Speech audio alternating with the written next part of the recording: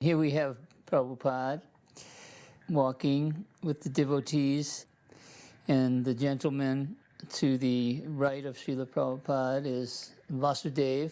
At this time he was Deoji Punja, and he was the prime mover of Krishna consciousness in Fiji in those early days. Srila Prabhupada was very affectionate towards Vasudeva and his whole family, because here was an Indian gentleman outside of ISKCON, because ISKCON hadn't been officially established there in the country yet, and he was taking it upon his shoulders to propagate Krishna consciousness, and he had a distinct love for Srila Prabhupada, as you see from his body language. I had some business in Australia, Sydney, rice business. From my office, I saw some people, devotees, shaved head with saris, kurta. They're distributing the prasad, chanting Hare Krishna on the street. And I thought in my mind, who have changed these people? So I asked some devotees there, who is your guru and how you came to Hare Krishna movement? They said, our guru is Prabhupada, and he is coming after 1 month. Then after that I asked the rice growers people in the office, these people are chanting Hare Krishna, and who are they? They're taking drug and they're chanting Hare Krishna. So I decided, let me go to stay in their temple. So I stayed 2 nights there. I saw early morning they wake up 3 o'clock, cold shower they take, and the arti and singing Hare Krishna mantra. Who have changed these people? So I decided to meet Prabhupada. Suddenly I have some business in Fiji, so I came back. Prabhupada came to Melbourne. Nandrani met Prabhupada in temple and asked Prabhupada when Prabhupada going to Hawaii. Nandrani asked, can you tell me also the flight number? So Prabhupada told devotees, tell them the flight number. So Nandrani got the flight number, and Nandrani rang to us in Fiji. So Prabhupada's flight is staying half an hour. Nearly 2,000 people came to greet Prabhupada. We had advertised in papers and radio.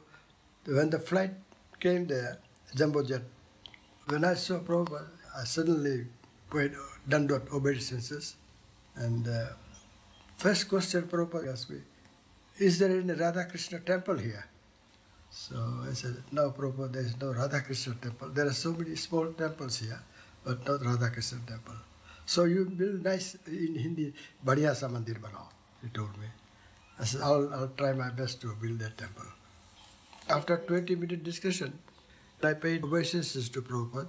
And when I stand up, Prabhupada put his hand on my head. And I feel just like all my sins have gone. I began to cry completely. Prabhupada said, from today, you chant 16 rounds. And from that day, I start chanting. I used to wake up 3 o'clock and I used to chant 16 rounds every day. There was certain Indian gentlemen who had this awe and respect for Srila Prabhupada. Devotees such as Kartikeya Mahadevya and Mr. Shetty in Bombay. They act like old devotees from previous lifetime, old Vaishnavas that were reigniting their relationship with Srila Prabhupada in this lifetime. The unique position of Deoji, or Vasudeva, as he was initiated, was that he was the CEO of a very large and important many companies in Fiji. He was way up there in the elite of Indian businessmen. So he owned a chain of grocery stores. That was one of the retail businesses they had. And when the devotees were taken through the grocery stores, and we came to the butcher shop, and we were aghast, like, how is this possible? And when it was asked of Srila Prabhupada, well, what should we advise Vasudeva to do? Should we tell him that he should close down the butcher shop? And Srila Prabhupada said, no, he doesn't have to close the butcher shop at this time. See, this will come. We were just black and white, cut and dry devotees. We had no nuances in our approach towards Krishna consciousness because we were immature, spiritually immature, even at this so-called late date in our spiritual life, 1975. Prabhupada could understand that Vasudeva was in business. The business was well established in the islands for many, many years. And Vasudeva had his brothers and uncles and aunts, and his family was well immersed in this business. And for Prabhupada to say, no, you have to close down the butcher shop, that would be a point of controversy amongst the family members. Only Vasudeva at that time had fully embraced Srila Prabhupada. Prabhupada could understand that if Vasudeva became strong, if there weren't any preconditions put on his relationship with Srila Prabhupada having to do with his business, then eventually he would win over all his other family members. And as it turned out, most of Vasudeva's family members did embrace Vaishnavism. And some of them actually took initiation. Vasudeva invited him that next time when you pass from Nandi to Hawaii, next year you come and stay in Fiji. Stay in Fiji. Prabhupada says, I'll write to you when I can come. So Prabhupada wrote a letter to me. I'm coming 1975. He rang from Hawaii. Have you got the land? I said, no. Then I decided I got the land, so I'll donate this land to ISKCON. Build a nice temple. We gave a contract for $330,000. I didn't have any idea of how to build a temple. When I sent a copy of a plan to Prabhupada in Mayapur, Prabhupada says, why you build a dome in front? The architect said front people can see from the road. Now dome should be where the deities are. So we have to make so much alteration for that. And he said the roof should be concrete. For collection, Vasudeva used to go early in the morning, 6 o'clock, with a BTG in his hand and Prabhupada's photo there. As soon as they see Prabhupada's photo, someone gives $1,000, some $500, some $2,000. Within 2 months, I collected $40,000. And then we got some loan from bank. Yeah. When Prabhupada first came, in the morning he was going for morning walk to Marine Drive in Lautoka. And after coming from morning walk, we had Guru Puj. His first program in Natambua Hall, Lautoka. Yeah. And the whole hall was full with people. Upstairs, downstairs, 2,000 people was there. Prabhupada gave lecture for 20 minutes in English. So Vasudeva requested, many Indians are here who don't understand English, so can you speak in Hindi? So Prabhupada gave same lecture in Hindi. And then he gave one program in Nandi, Ramakrishna Mission, and one at Ba. It was in theatre. I used to go every day to see Prabhupada at about 4 o'clock. When I finished my business, then I used to sit down with Prabhupada. And Prabhupada used to tell me about Bhagavatam. We used to talk to each other. Once he didn't come, so after lunch and rest, he rang to call Vasudeva. Then we were sitting in the veranda, and one devotee was there, Sajjanashri. He asked Prabhupada that local people say that Kaliya is here in Fiji. And Prabhupada asked, are there any wild creatures here, like wild lions and serpents? And he said no. Then he said, then Kaliya must be, maybe here. And after that, he changed Name to make Krishna Kaliya temple. Some of the Hindus had said that this is Kaliya, who has come to Fiji when he was banished from the waters of the Jamuna, and that this big snake was living up in a big lake up on the top of a mountain where nobody went. And in Fiji, there's no snakes. So they told Prabhupada that. And Prabhupada said, yes. He said, then it is possible, because where there's the big snake, there's no small snakes, because the big snake will eat the small snakes. So one devotee, he took up the challenge to go to this lake. According to the superstition, if you went to this lake, you wouldn't come back or you would become insane. But not many people know how to get there. So he had to get a guide. And so he paid this guide some money. And he was a little bit reluctant, but finally he agreed. So they started to hike up there, and a big storm came up, big typhoon. winds were blowing, trees were knocked over. So the guide became spooked, and he said, no, this is the sign we're not supposed to go. So he abandoned him. So the devotee thought, well, I'm going to do it. So he didn't know how to get there, but he still tried to persevere. But the storm became too violent, and he couldn't do it. So because of that folktale, Vasudeva established the Krishna Kaliya temple. And it's a unique deity of Krishna dancing on the head of the Kaliya serpent. Then the next trip, Prabhupada came in 1976. Yeah, so laying foundation. To lay foundation. Yeah. At that time we got initiation. I told Prabhupada, my brother Bhuvan Mohan will take initiation. Yes, you three. So next day Prabhupada told Parindra Das, make it ready, yagna, and I'll give initiation. He asked Prabhupada, I want to take initiation from you. Prabhupada said, okay, save your hand. So myself and both save hand and we got ready to take initiation. After initiation, the next morning, Prabhupada called us in his room and gave second initiation next day, both of But us. before, Bhuvan Mohan says, I'm drinking tea, Prabhupada. From today you leave tea, tomorrow don't take tea. And Bhuvan Mohan said, I'm chanting other mantra also, Prabhupada. He says, this Hare Krishna mantra will conquer that. Prabhupada gave him initiation. And he presented first Mala to Vasudeva Prabhu, then to me, and then to Bhuvan Mohan. Upendra went to Fiji first, about a month before I arrived. And I believe it was September 1970. We were in Suva. People used to call us Mr. and Mrs. Swamiji, which we thought was very funny at that time, you know, because we wore our yellow dhoti and sari. When we were in Fiji, an Indian family had given us a small Lord Nrsimhadev deity. I still have him. He was always our deity who presided over our center and our preaching there in Fiji. He was the first Nrsimhadev deity that appeared in our movement, you know, so that was very significant. He was given to us soon after we had arrived there. On Sundays, we had a feast, and our place would be packed with Fijian people and Indian people.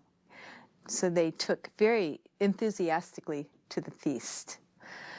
Upendra always wrote to Prabhupada about the difficulties that we were running into and the criticisms, and one of the sadhus next door wanted to chant Hare Rama first instead of Hare Krishna first, and Prabhupada just, you know, wrote back and said, well, if he insists on chanting Hare Rama first, what is the harm? You know, he's still chanting. And part of it was a criticism about the color yellow for our dhotis and saris, and Prabhupada answered back that usually white dhoti and colorful saris are what's worn in India, but when someone's engaged in preaching activities or devotional activities, they may wear yellow, and your life is always involved in preaching activities. So you may put on a white dhoti if you like, if you want, that is fine. He was always instructing us every step of the way. Upendra would write him letters 2 or 3 times a month. So he was our guiding force all the way through. We really took to heart and felt like we had been given a responsibility to follow Lord Chaitanya's prediction that in every town and village there would be chanting of the holy name. So we literally went to every little village that we could, and often we're hosted in a very humble place, ancient temples of Narayan or Kali or whatever, but we would hold a program and all the villagers would come.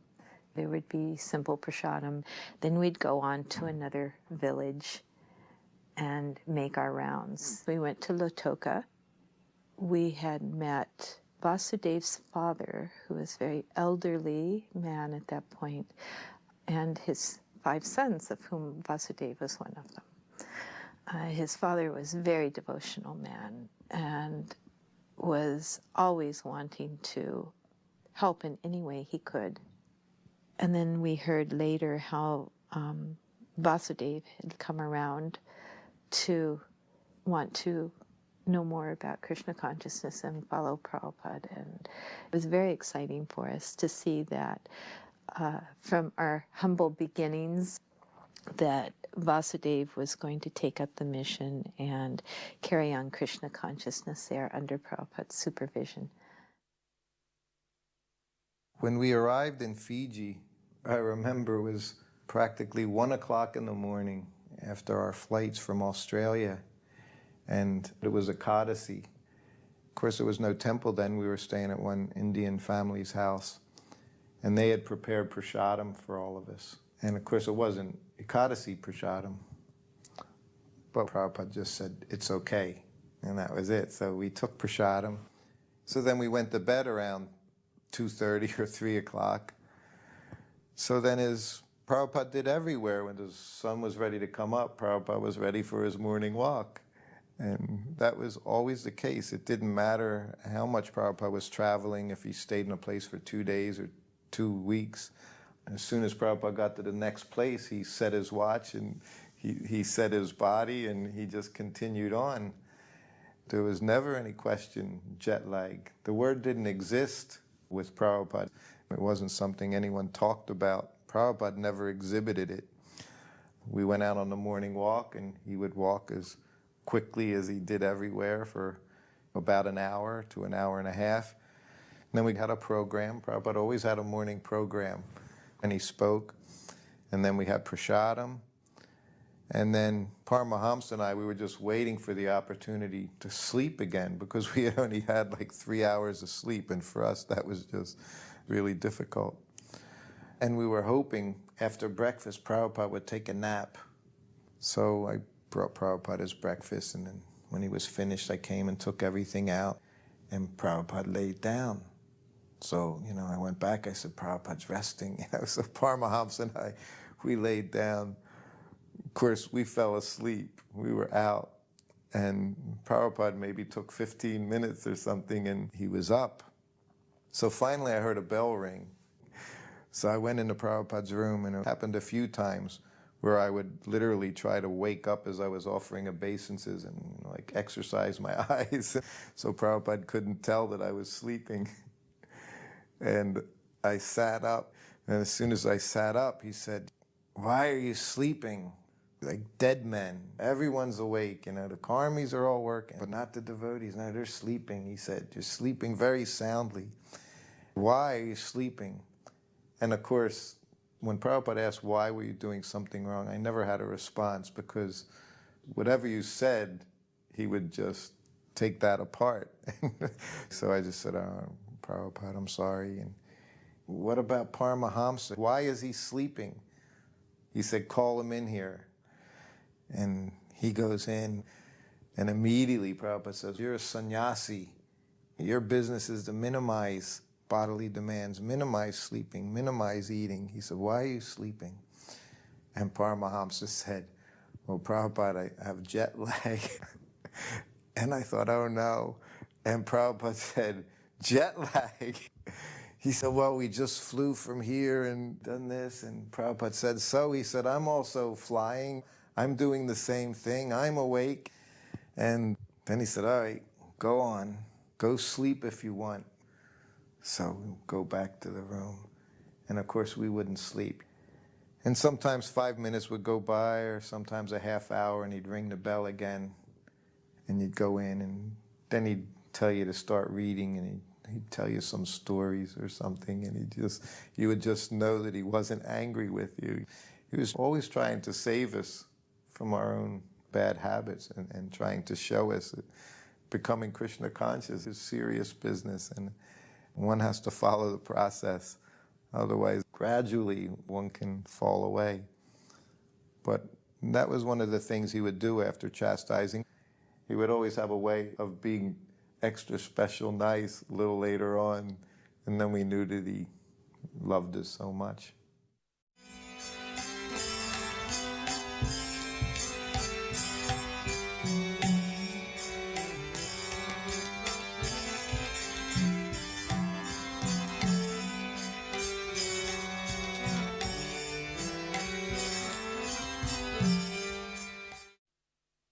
first time I saw Srila Prabhupada was in the LA airport. I think it must have been about 200 devotees went to greet him. We were a huge crowd and a loud kirtan, and everyone was pushing forward. And there was a space above the partition where the passengers were coming out, and you were able to see. If it was a tall person, I remember a Stetson hat came by and something else came by, and then we could understand, oh, is that? No, that's not Prabhupada. And we kept pushing forward more and more, and the kirtan was bigger and bigger. And then I felt someone pushing behind me, and I thought, that's odd because I'm at the back of the crowd. I was a very new devotee. So then I turned to look, and there were two businessmen behind me, sort of mid-20s, you know, suits and briefcases and everything else, but they were looking and looking to see who we were waiting for. Then suddenly we saw a danda raised above the partition, and we knew, oh, Prabhupada must be coming. So then Prabhupada came out, and we all paid our obeisances, and there was the most amazing feeling, like a tidal wave rushing through me from the very depths of my being and pouring out, and I just cried and cried and cried. And then finally, when I stood up to go and follow the devotees who were following Srila Prabhupada, I turned, and these two businessmen were standing there with tears pouring down their faces. That was such an amazing experience to see how they were touched just by a moment's association with Srila Prabhupada. Those times in New Dwarka when he would come in through the right-hand curtain, he would bow flat, you know, down. The Govinda prayers would be so beautifully floating in the atmosphere. And then he would stand up and look at Gaurnitai with his hands folded. And he would do in front of Rukmini Dwarkadish the same thing. It's just the same things that we would always do. But when Srila Prabhupada was there, you understood the depth.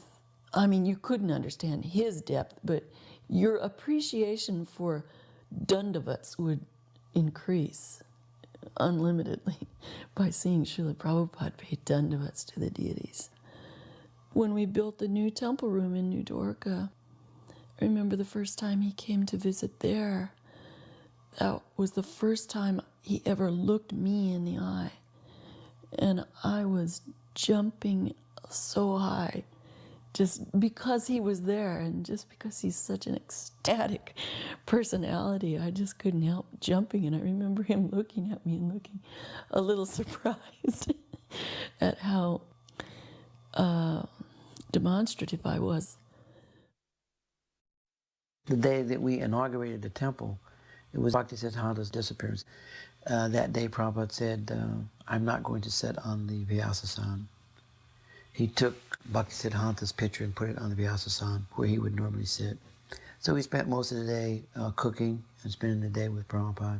And towards the end of the day, we were reading the prayers that Prabhupada offered to his spiritual master, the famous Vyasa Puja offering.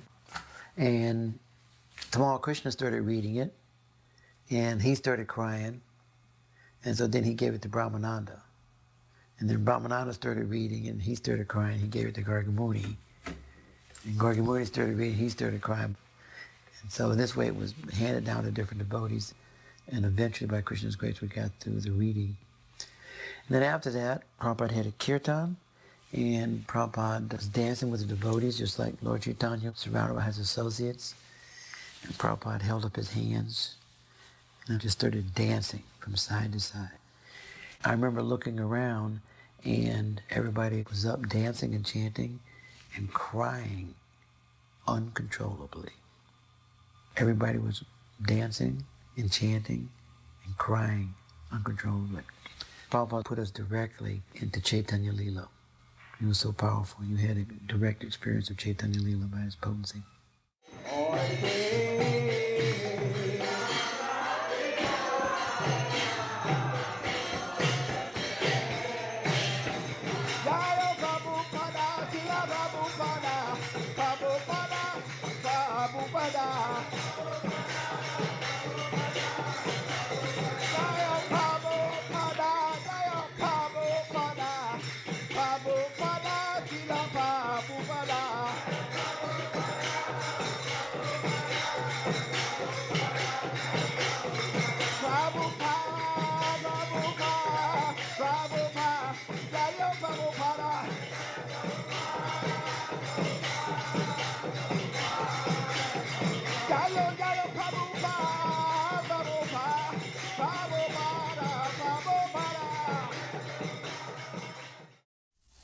we simply follow the predecessor's instruction. That's it.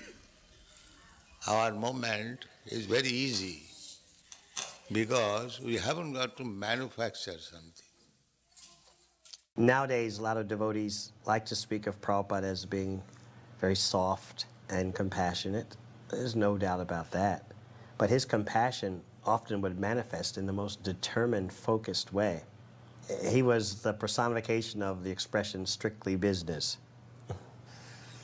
He had a mission to do, and he left no doubts that he had a mission to do.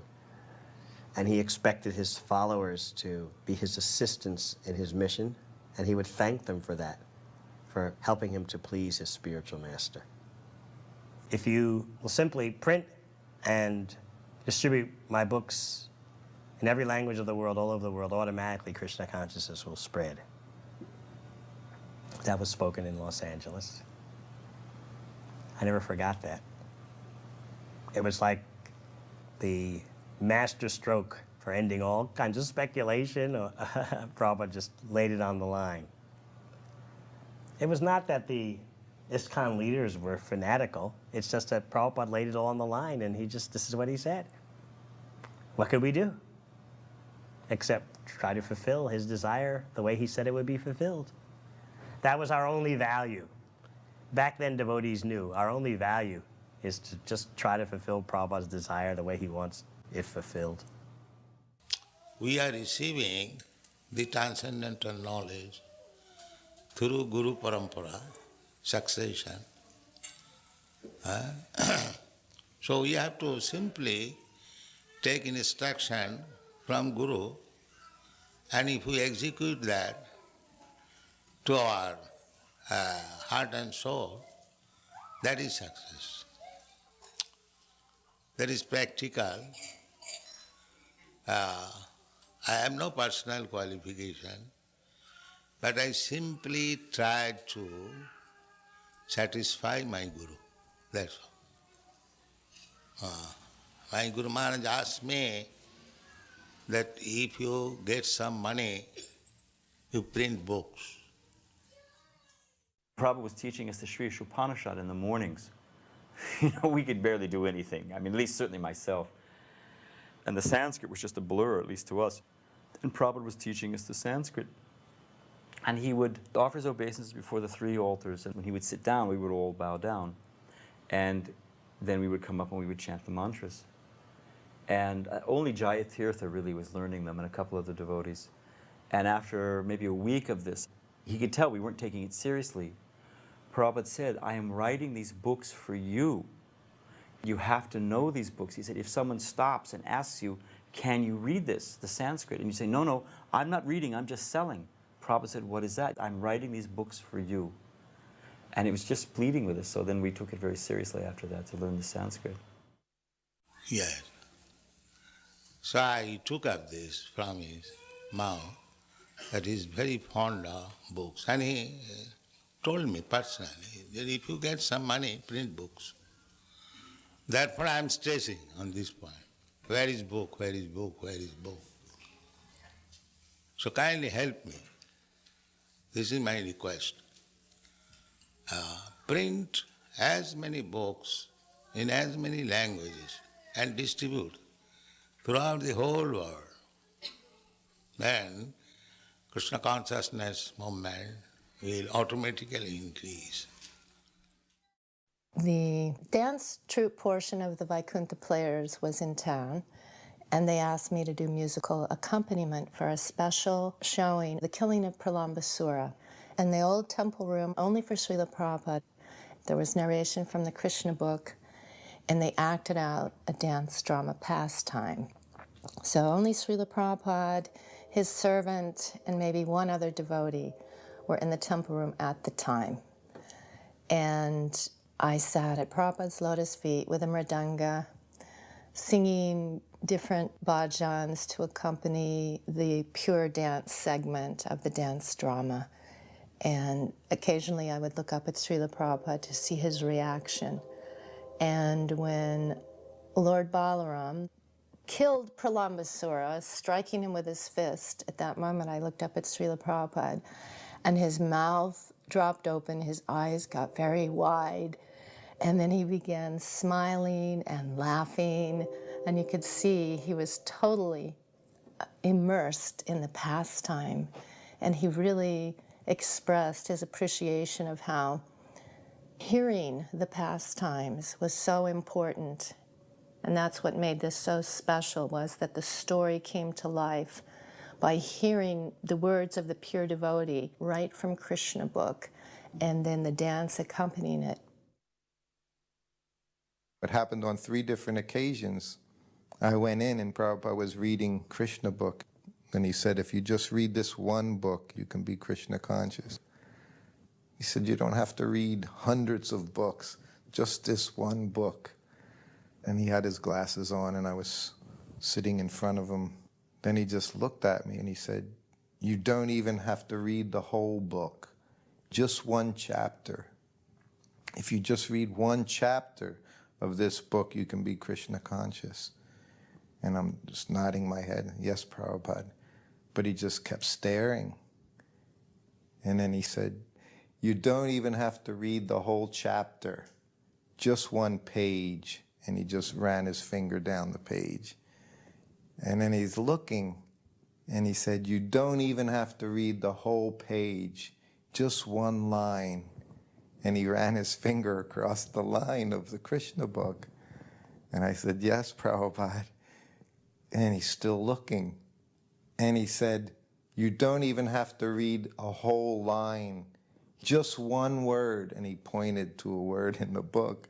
He said, just one word of this book, if you read, you can become Krishna conscious, because Krishna is in every word.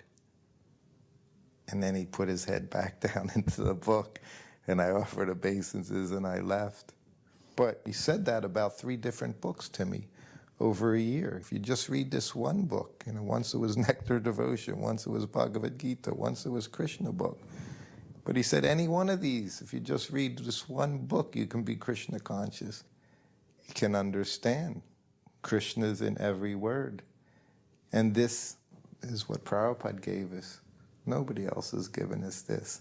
This direct connection to Krishna through his pure devotee. Different people are coming to visit Prabhupada. So everybody's bringing Prabhupada something. So the first person comes in, gives Prabhupada a nice gold Omega watch, real gold watch. Prabhupada says, thank you very much, puts it on, takes the watch he had on, and gives it to whoever was there. Then another person comes in, gives Prabhupada a gold Rolex watch. That must have been at least $3,500. He takes off the gold Omega, gives that away to somebody, puts the gold Rolex watch on, thank you very much. Then another person comes in and gives Prabhupada a Seiko, the cheapest of all 3 of them, right? Maybe it was a $100 watch. Prabhupada says, oh, takes the gold Rolex, gives that away, puts the Seiko on, thank you very much. You can see, Prabhupada was simply accepting on behalf of Krishna. Nothing like, oh, wow, save this one for me or put it in my drawer. Nothing like this, just whatever you're giving is, I'm taking on Krishna's behalf. You would see that in Prabhupada all the time, No mundane attachment. I was making pillowcases and curtains and bed covers. There's also one pillowcase I made with tassels on the end, and Prabhupada's leaning against that and playing with the tassel. Prabhupada watched me cleaning, particularly his desk. He would sit behind the desk, and I would take all the things off the desk, wipe the whole desk, and then wipe each article and put it back exactly where it was before. And Prabhupada really liked that. He told me, it is very nice how you're cleaning and putting things exactly the way it was before. The first time that Prabhupada came to the new Los Angeles temple, it was done so nicely with all the marble, all the decorations, flowers being showered down, and playing Jamuna's Govindam. And then Prabhupada went up to his apartment. Bhavananda had done the painting, blue walls, the white ceiling and the orange curtains. That was the standard. It was so nice with the incense. And I said, Prabhupada, this is heaven. And Prabhupada looked at me and he grimaced. He said, heaven? This is Vaikuntha. There was a big difference between heaven and Vaikuntha. And Bhaktivinoda Thakur stated that he was leaving this planet with his work unfinished. Then let us finish. We are descendants of Bhaktivinoda Thakur. So he kept unfinished so that we shall get the chance to finish it. That is his mercy. He could have finished immediately. He's Vaishnava, he's all powerful. But he gave us the chance. It is Bhaktivinoda Thakur's mercy. The air carries different flavor of the physical elements. This is probably the most intimate scene we've ever filmed of Srila Prabhupada. Vishaka was doing the recording of the sound and I was shooting the 16mm camera. Really the reason we got a chance to film this scene goes back to the Gurpurnim Festival of 1974, where we premiered the first ISKCON film documentary, The Hare Krishna People. Srila Prabhupada appreciated that film and encouraged us to make more films. I thought at that time that I would eventually want to make a documentary on Srila Prabhupada's life. So I asked him if that would be possible. And his reply was, what is the need? And I said, in the future, people will want to know who started the Hare Krishna movement. Srila Prabhupada thought for a moment and then gave his consent to make the film. We didn't have a script at that time. I just thought we should film Srila Prabhupada in as many different situations as possible. So in the summer of 1975, Srila Prabhupada came to LA, and we shot more film during that week than I think any other period of time. I was most nervous shooting this scene of Srila Prabhupada translating, really in fear of disturbing him. But we can see that he was totally absorbed in his translation. And I don't think anyone else could have done that, to have a large 16mm camera pointed at them, at the same time being fully absorbed in their work. And it really must have been a distraction for him because we had set up lights inside, otherwise there wasn't enough light. And actually at the end of this scene he looks up and speaks to me. And at that point I panicked and immediately turned off the camera. So it was just definitely his mercy that he allowed us to film so many different varieties of scenes during that time in Los Angeles. I stayed in LA from 73 till 76, and whenever Srila Prabhupada was visiting, I would rise very early, sometimes at 1 o'clock, 1:30 was normal, and I would go behind the temple.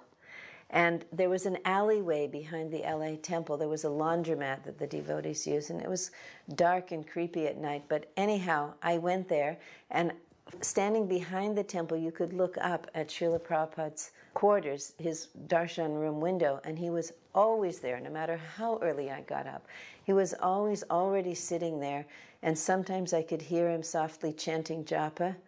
It's mostly summer there and the windows were open, or quite often I would hear him translating. And I would chant my japa softly down there and think that I was protecting Srila Prabhupada because it was a dark alley and he was silhouetted in the window. You could see him, and I was always afraid someone would come. You know, it was the time of John F. Kennedy and Martin Luther King, and these people had been shot. So I used to get up early and chant there and protect Prabhupada. But it was nice because I felt like it was a little time with him. I could hear him translating or hear him chanting. Srila Vishwanath Chakravarti Thakur gives in this connection a description of the difference of the Supreme Personality of Godhead and ordinary living being.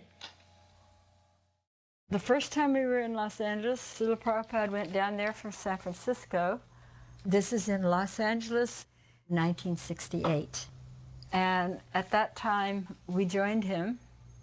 Prabhupada was living in this apartment that was so noisy. There was a guy who liked loud music at night, which was disturbing to Prabhupada. But one of the things that happened there that's very nice, Prabhupada had started teaching us up in San Francisco. This is just after he returned to America. We had expressed a desire to learn Bengali and Sanskrit. So every day we would come into his room at a certain time, and he would recite the alphabet, and we would recite it after him. And then he would talk about it. I really wanted to be able to read Chaitanya Charitamrita, but I couldn't because I didn't know the language. So Prabhupada taught me one verse from Chaitanya Charitamrita, which, by the way, was not printed at this time. Remember, there's only his big Chaitanya Charitamrita, which was always open every morning when I cleaned his room.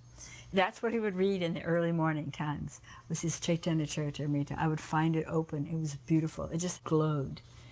And I would clean it very nicely, and I would wish that I could read it and everything. He knew that I had this affection for Chaitanya Charitamrita. And so he taught me a verse from it. And he would ask me to sing it every day.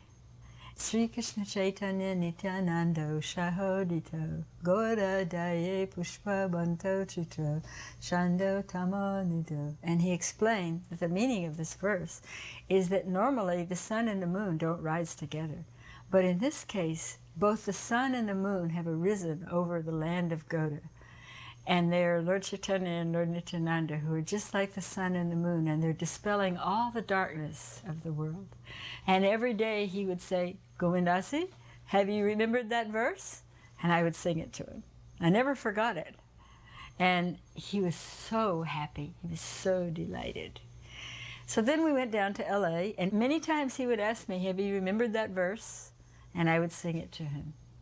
He loved it. While we were in LA that time, this is the first time, we would sit at the kitchen table and write the letters. We were learning the alphabets of Sanskrit, Devanagari. And one time Prabhupada came into the room, and he looked over our shoulder at what we were doing for a few minutes. And then he said, Krishna does not need our service.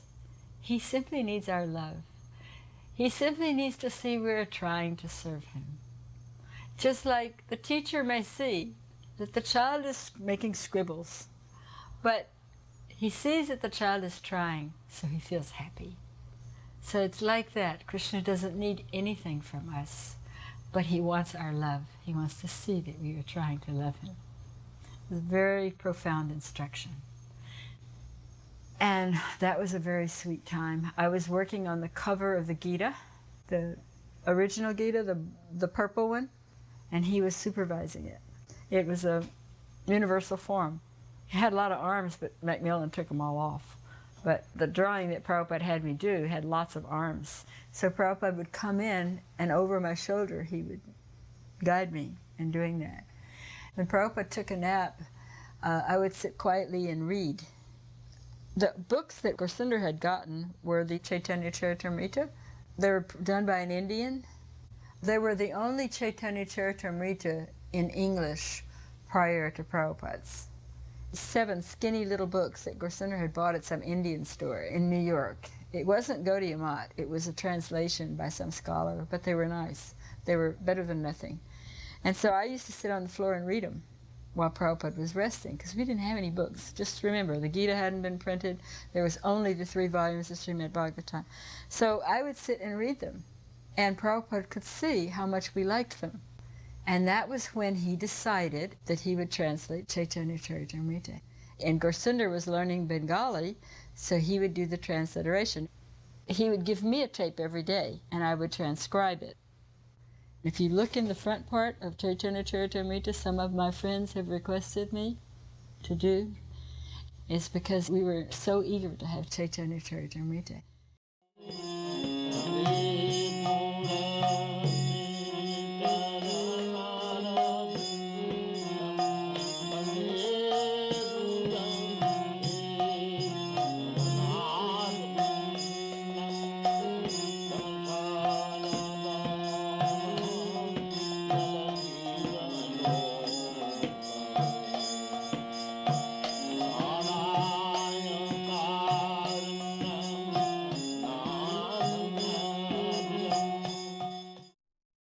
course, it was difficult to get on Prabhupada's morning walk.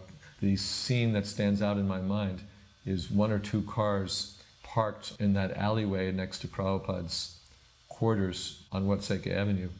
2 cars ready to go, packed, just packed with the most competitive sannyasis and senior devotees who would do anything to get on that morning walk with Prabhupada. And if you weren't in that top echelon, it was pretty tough to get on those walks. But anyway, somehow or other, from the lower echelons, I did get onto a couple of them. One thing I remember is just how much Prabhupada walked and how fast Prabhupada walked. I was so grateful to be on the walk, and then I was so exhausted trying to keep up with Prabhupada and the devotees. It was really quite something. Prabhupada had become very disturbed. He had learned that his manuscripts that he had written through amazing sacrifice of sleep, he stayed up at night and dictated his books.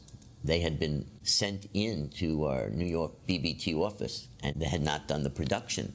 He had written so many books with commentaries, and they were just lying there.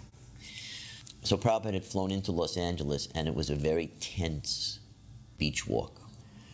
He was discussing how important it was to publish these books, and how upset he was that they were lying there, and he was demanding that they be published right away.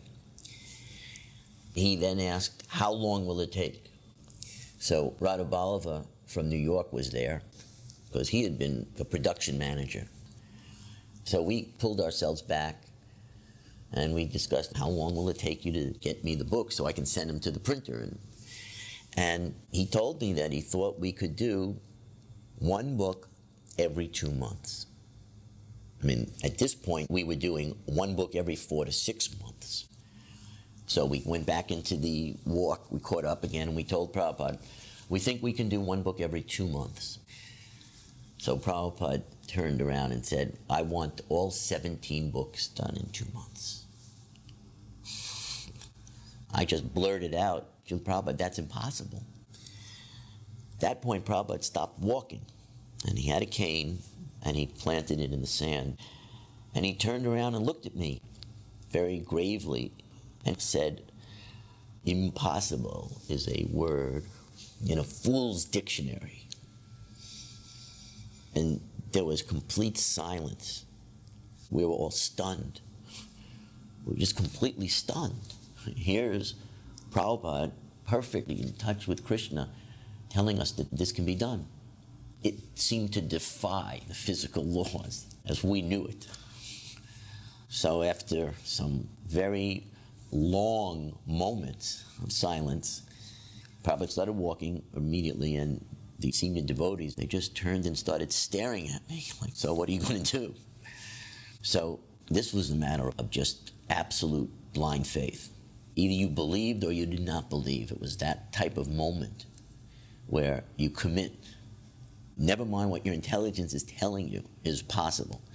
So Radha Ballava and I kind of fell back again, and we just started talking again. We have to do this. This can be done. And all of a sudden, we started coming up with ideas that we hadn't thought of. And we just started getting ideas of different parallel production lines and turning the production lines into 24-hour production lines with 2 or 3 shifts, and recruiting devotees from all over to help us with this, and on and on and on. And this was all happening in the span of just a few minutes, that we were just being flooded with these ideas.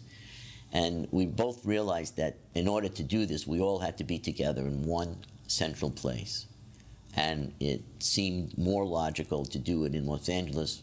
We have the housing for everybody, and we can expand easily. So then we caught up to the walk, and we said to Srila Prabhupada, if we're going to do this, we have to move the entire BBT division from New York to Los Angeles. The art department, the production, everything. And Srila Prabhupada approved that. He said, fine, do it immediately. And we started. I was a very fast typist in the composing department, so they were trying to round up any of the past composers to get them all on board. And they flew me out from New Vrindavan to Los Angeles. I tell you, that was so nectarian that because of the support system that Ramaswar set up, a family was designated to cook or to maintain that devotee, do their laundry, feed them, because we were staying up in the nighttime, kind of irregular schedules, just to keep it around the clock, all the composers, the composing machines filled up. I saw as the days went on in typing this nectar from the Chaitanya Charitamrita, the pastimes, the loving relationships between Lord Chaitanya and the devotees, that it was so sweet. I was able to just go beyond whatever limits I had before. And I was up all night and day practically. Just stopped to chant and to eat and sleep very little. And in fact, on one morning walk, Radha Vallabha had said to Prabhupada, Prabhupada, there's one Mataji who is practically not eating or sleeping. She's just typing all day and night. And Prabhupada said, yes, she is running on spiritual energy. He was speaking about me, as he told me later. So the 17 books got published. The last book came out probably on the last day of the 2-month cycle. And we called the secretary and we told him, it's done. We gave up everything and somehow it happened. And this is a very happy time. Everybody's feeling that there's nothing we can't do now. We can spread this movement anywhere in the world. There was no limitation on anything. That's how we were all feeling.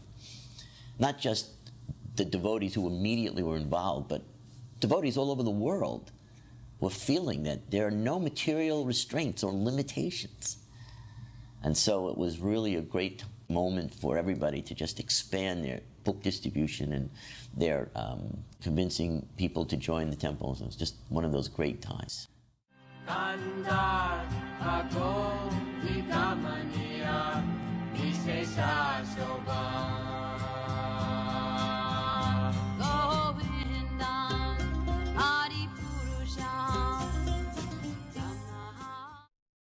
There was such a innocence, enthusiastic innocence that made everything very, very beautiful. And I just remember at all the programs, everyone would come with so much enthusiasm and excitement, all cleanly, freshly showered with beautiful fresh tilak. Prabhupada's presence was so powerful that he actually transformed us physically, not just in the heart. When I look at pictures in the BTG from that period, everybody looked very, very beautiful. So that was a very, very special time how he infused us. And actually, when I first came to the temple in Brooklyn, I was attracted by the love that the devotees oozed out. You know, they were so welcoming and everyone wanted to serve. It was like a privilege. Like even at the offerings, especially the 4 o'clock offering, there would be pies and cakes and cookies and ice creams. And if you stood there like 10 minutes before the offering or something, there would be like 15 women coming from different parts of the community with their dishes to be offered. It was like in the stories of Krishna book. So Prabhupada's influence when he was here was like that. It just was very enlivening. And he was just directing us towards Krishna, really, not towards himself. When I think on all the other gurus that I met before Prabhupada, no one directed you toward Krishna, they directed you towards them.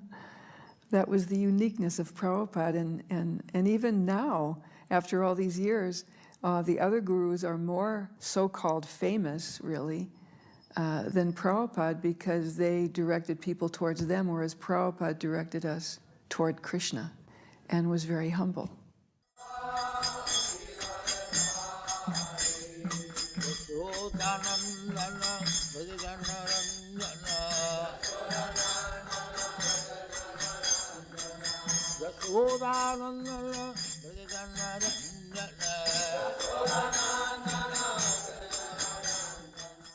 Srila Prabhupada gave some wonderful classes. The one I remember the most was a class in the new temple room where Srila Prabhupada said, Krishna says in Bhagavad Gita, among thousands among men, one may endeavor for perfection, for self-realization. And out of many thousands of such men, only one may know me in truth. And so then Srila Prabhupada looked around at the temple, and the whole temple room was packed, and the whole balcony was packed. I was sitting up in the front of the balcony so I could see clearly. And Srila Prabhupada was looking at all of us, and he said, so does this mean that only a few of you are going to become Krishna conscious and be with Krishna? He said, no, every one of you can be with Krishna.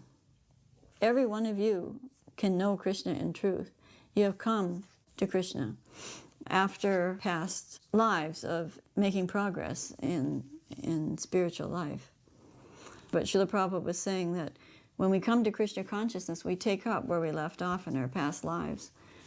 So someone might come and they might struggle with the very simple things, even after years. And someone might come and they might very quickly become a very advanced preacher or have wonderful spiritual realizations right away.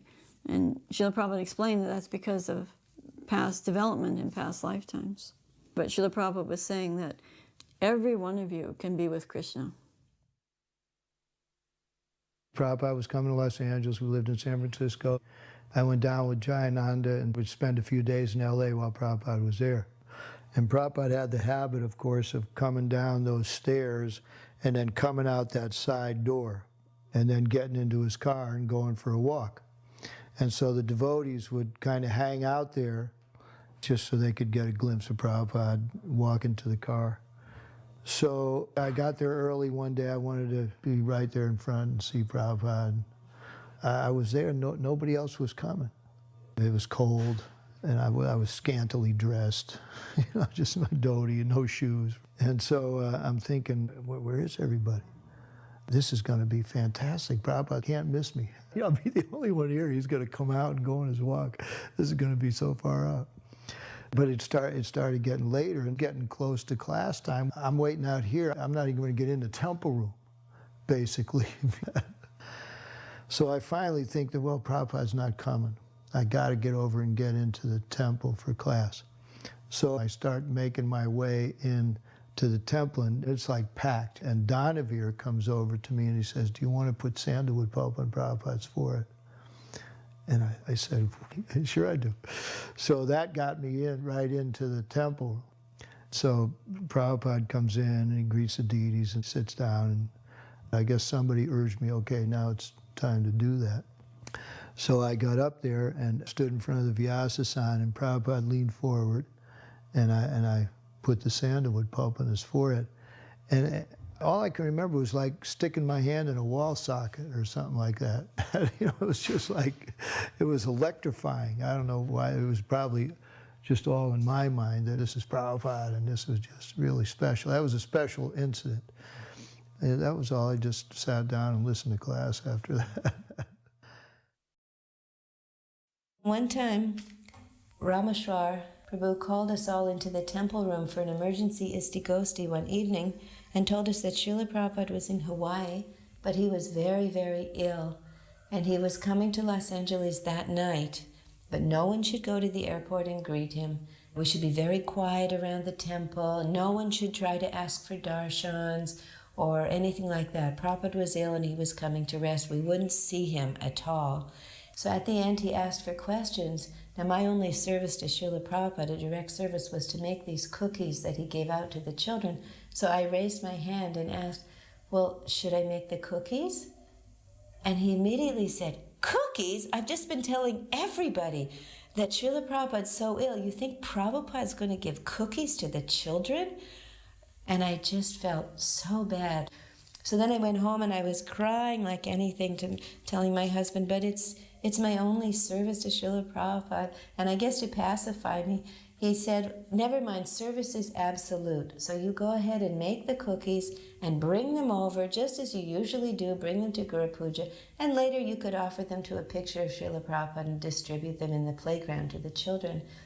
So that pacified me, and the next morning I got up early and I very carefully made the cookies, and I set them out in a beautiful silver plate, and I brought them over and tucked them behind the Vyasasana.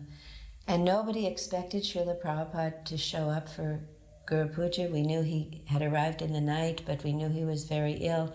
And just before the curtains were to open, suddenly the door to Srila Prabhupada's quarters opened, and there was Srila Prabhupada, looking so ill, and he was being held up by two people.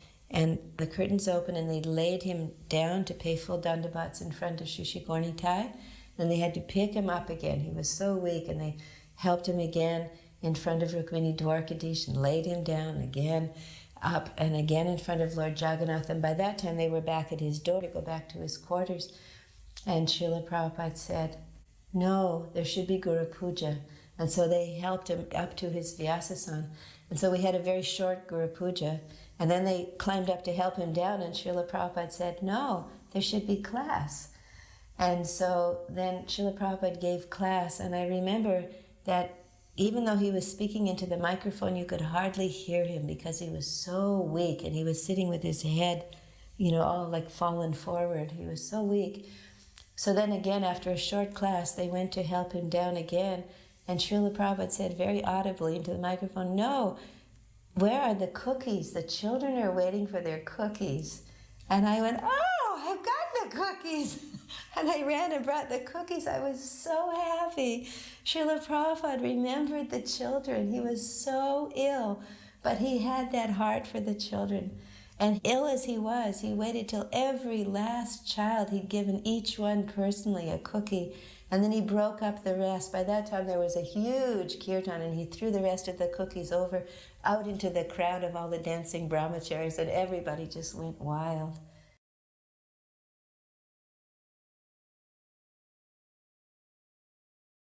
There are so many different sides of Prabhupada and qualities and characteristics.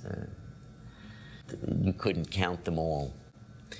And you always felt that Krishna was there speaking through Prabhupada. Prabhupada was giving gifts to Krishna. Very divine things were happening right in front of your eyes that you knew it was taking place, and you were just a witness to it.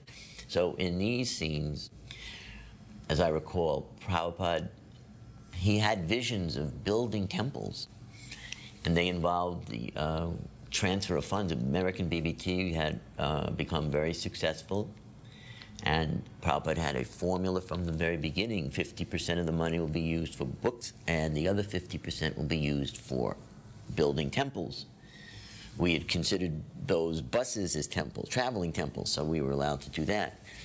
But Prabhupada had this great grand vision of the whole world and the future, and laying the foundation for the movement throughout the world. And so he would, out of this vision, direct, in this case me, to understand what he wanted and understand where to transfer money, how to account for it, make sure it got to the right place and was used for the right purpose. And so some of this was done in correspondence, some of it was done in phone calls, and some of it, when I was fortunate enough, was done in person. When devotees requested Prabhupada's help to buy a farm, sometimes then the money would come from BBT. We were sending a lot of money to Mayapur, and we were sending a lot of money also to Bombay. So Prabhupada's vision was so all-encompassing and global. We didn't know what was going to come up next.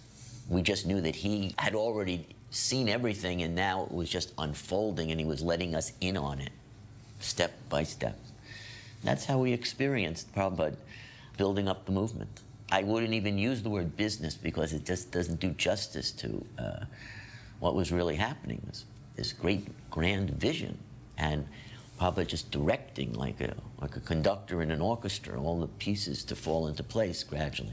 But he had already seen it in its full composition and grand performance, and we weren't there yet. Prabhupada already saw it completed, and he just got that sense that you were dealing with Prabhupada in past and present and future just blended together. I had gone to America to form a little collecting party for Mayapur. So in Los Angeles, Prabhupada had arrived from somewhere, and he was up in his quarters, and most of the devotees had gone out on chanting on Sankirtan, And I was staying in a room opposite the temple, and I was looking out at the temple and at the dusk, you know, with the evening star, and I was thinking, geez, I'd like to go up and see Prabhupada, but I don't want to just kind of burst in on him. And just as I was thinking that, Upendra came walking out of the temple across the street, and he looked up and he saw me and he was waving me to come.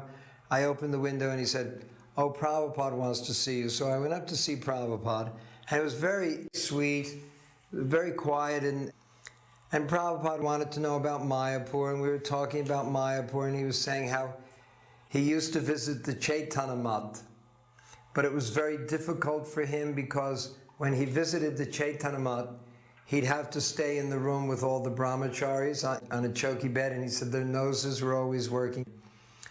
He said, "This world is a horrible place, but Lord Krishna said to me, you come down and write those books." And I said, "Oh, I do not want to go there. It is a horrible place." And Lord Krishna said, "No, you come down and write those books. I will take care of everything." And I said, No, I do not want to go there." But he insisted, "You come down and write those books. I will take care of everything." So he said, "You just see how Krishna has taken care of everything for me." That was a great revelation, an extraordinary thing that Prabhupada was saying. And I looked at Upendra and he looked at me, and it was just like electric, the atmosphere. Prabhupada would have a group of devotees come and sit, and Shyam Sundar would tell the different philosophies of the different philosophers for the philosophy book to be compiled. So while we were waiting for the class to start in Prabhupada's room, I was sitting right in front of Prabhupada's desk, and Prabhupada was sitting at his desk, and I was chanting my rounds, and I was chanting very nicely and very attentively, and I was pronouncing very properly, and I was chanting out loud. And I was chanting Hare Krishna, Krishna Krishna, Hare Hare, Hare Rama, Rama Rama, Hare Hare, again and again and again. Prabhupada had been very quiet, and at a certain point, Prabhupada raised his voice, and just from total silence, Prabhupada said, "No sound," and raised his hand up in the air with his palm probably about 2 or 3 inches from my face. And all my pride in trying to please him by my nice chanting was just totally shattered. What I understood from that is that one shouldn't make a show of their chanting in front of the spiritual master. You're supposed to chant on the side, not showing off, chanting for your own purification and calling out to Krishna to please engage us in his service, but especially not to make a show of our chanting. Mahaprabhu, they have already taken 1.5 lakh from me. Now Gopal Krishna in India requested that BBT give him a loan of $160,000 in India just during the Mayapur festival. He requested a loan from a US BBT for $160,000, which would be used to construct the second residence building. How will pay back? His plan was that the American temples would purchase rooms, and over a period of 4 or 5 years, they would pay that money back. So is that still approved by you, by your divine grace? Yes, I know that. The only thing is that we will have to delay the loan, because for the next 3 months, all our money will be used to print these 17 books. Costable books, then loan. However, we cannot hold up printing, that is not possible. This you must always keep in view. We are not going to, the surplus money we are going to pay. Not that at the cost of stopping printing. You must always keep it. When you require money for printing, there is no question of loan at temple basis. This should be our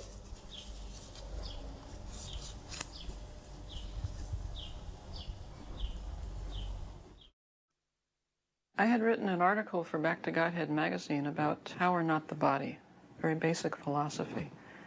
And the editors thought that the written part of the article was fine. They didn't have a problem with that. But they questioned my illustration for it because I more or less dissected the human body into different parts, the head, the chest, the legs, the arms, and tried to point out how we're not these different parts. And the editors felt it was too anatomical, and they didn't really want to use it. But they thought that since Srila Prabhupada was there at the time in Los Angeles, I should ask him his opinion. So I went up to Prabhupada's room with a mock-up of the article showing the illustrations, and I explained to him the concept. And I didn't get the answer that I was looking for, either yay or nay, but I got something far more valuable, because I saw that although Prabhupada had thousands of disciples and dozens of temples all over the world, so many responsibilities, he gave his full undivided attention to this one teeny tiny little disciple and the teeny tiny little article, 3 or 4 page article. It was like nothing else existed for those few minutes. He was fully present to this question that I was asking, and he was unhurried. He was not going to make a quick decision, but he really looked at the illustrations and thought about it. And on top of that, he was very thorough.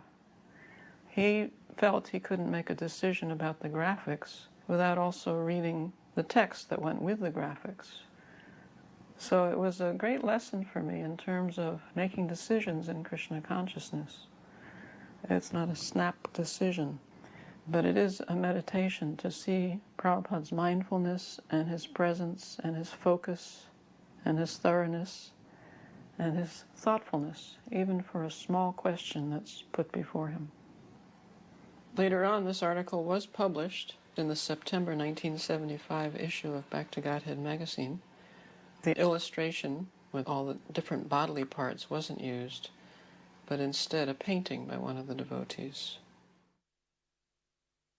The artist had a meeting with Prabhupada in his quarters, and at that time, Bharadwaj was having all the artists take drawing classes where the model would move around and run around in the middle of all the artists and then run out, and then the artist would have to remember and then draw it after. So I just couldn't relate to all these drawing classes, partly because it was too difficult for me. So we wanted to ask Prabhupada whether he actually approved of these drawing classes. So during this meeting, Parikshit Prabhu was asking Prabhupada about the classes. And Prabhupada answered, yes, morning and evening classes we should have. So Ramaswar said, no, Prabhupada, we mean the drawing classes. So Prabhupada said, but I mean the morning and evening Shastra classes. The real technique of any art is hearing and chanting. It doesn't matter what else you do for the rest of the day, but you must attend the temple classes. Then, by advancing in Krishna consciousness, the Lord is in your heart and He'll give you directions how to do your art.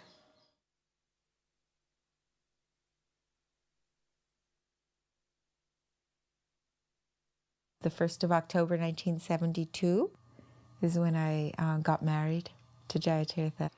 This was the first marriage in New Dwarka that we didn't actually get married in the temple room because some devotees were getting married and not taking their vows seriously. And Prabhupada was getting a little disturbed about that because they were getting married and then they were leaving the movement or they were leaving their partner. So Jayatirtha had been married once before and his partner had left. And so Prabhupada said, no, you can get married, but not in the temple. So we got married in Nandarani and Dayananda's garden down the road on Watsiko. And there were 3 couples that got married at the same time. So we invited Prabhupada to come because he was in New Dwarka. And Prabhupada wasn't feeling that well that day, so no, he didn't come. But he said to bring him prasadam. So we had the wedding, and then Jaitirtha and I went in to see Srila Prabhupada in the garden.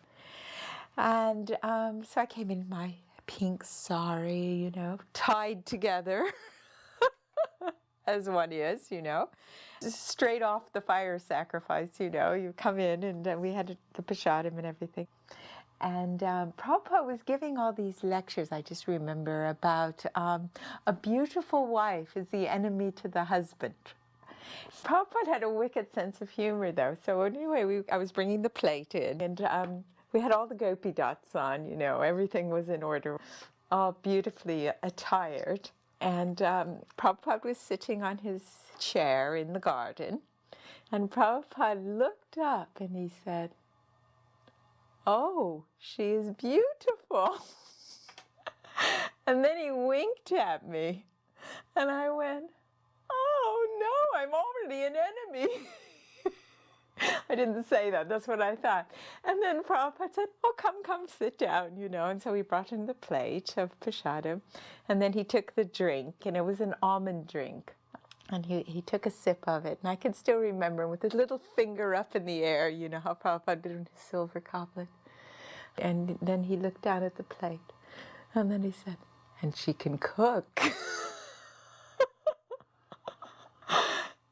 And then he used to move his head from side to side, you know, like, acha. But it was just the sense of humor Prabhupada had at that kind of really important day in my life. It was just so warm and loving, and it was like he was my father.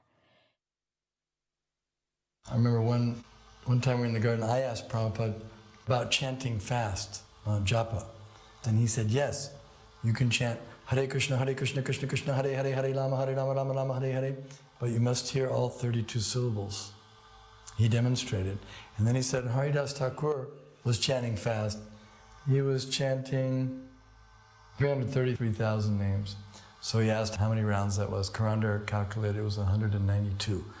Then Prabhupada said, so if he was chanting 5 minutes per round, how many hours would that take? And Karandar said 16. So I said, yes, he was chanting 16 hours of japa. If you do not know the art, and if you want to do some benefit to the others, then that is cheating. Suppose a physician, he does not know what is the medical science, and if he wants to become a physician, that is cheating. Quack. I hope through the study that I'm doing with the devotees and the book that comes out of it that it will help them not be cheated any longer and show them the right way. Yes. He's advising his patients that they should chant Hare Krishna and come to the temple. Then is then you are friend. Another thing I would like to do is go to Gurukul and test the children and show what NBC did was very false and unfair. On television, they did a very bad story on Gurukula. Yes, then they cheated. He wants to cheat and get some money. That's all. He wants to because the whole so-called human society is combination of cheater and cheated. So anyone who is acting without Krishna consciousness is a cheater. And anyone who is thinking himself advanced without Krishna consciousness, he is cheating. This is the basic principle. I mean Krishna consciousness, God consciousness. Without God consciousness, everyone is cheated. We were walking right along the shoreline, and Prabhupada was talking about the pebbles on the shoreline, that we are like those pebbles. He said, Tatastha Shakti means in the margin, and turn toward Krishna or away from Krishna. Sometimes the pebbles are covered by the water, and sometimes they are uncovered. He made it sound like it was almost very random. But he said that's similar to the position of the living entity as marginal energy. For him, the Tatastha region wasn't an area in space or something. It was the attitude of the souls. The jivas form the Tatastha Shakti. They have the capacity to turn toward Krishna or away from Krishna by nature. And that is the meaning of this marginal energy. On one of these walks with Dr. Judah, Srila Prabhupada was explaining that the way to become Krishna conscious is through the practice of devotional service, of sadhana. And that if you don't practice getting up in the morning, going to arti, chanting, shravanam, kirtanam, all the various ways to practice devotional service, then there's no question of you becoming Krishna conscious. You can't become Krishna conscious without engaging in the activities of devotional service. And so I made some kind of comment, some kind of foolish comment came out of my mouth about the importance of this or that. And Srila Prabhupada turned around and told me that he had been explaining this to me for 100 lifetimes.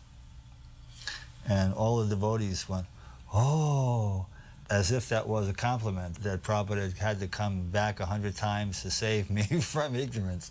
But Prabhupada actually meant, at least I took it in a way, that this is how foolish you are, that after 100 lifetimes you're still not getting the message that Krishna consciousness has to be practiced. One time on one of these walks on Venice Beach, I said to Srila Prabhupada, because you always want to say something that Prabhupada would appreciate. I said to Srila Prabhupada, it seems to me that since you've come here to Los Angeles, the deities are looking even more beautiful. And Prabhupada was walking, and after a few moments, Prabhupada said, that is my anxiety. And he didn't say more than that. He just kept walking. And naturally, I'm puzzling, that is my anxiety. And then after a few moments, Prabhupada said, that is my anxiety, that when I am no longer here, you will neglect the deity worship, and then everything will be finished.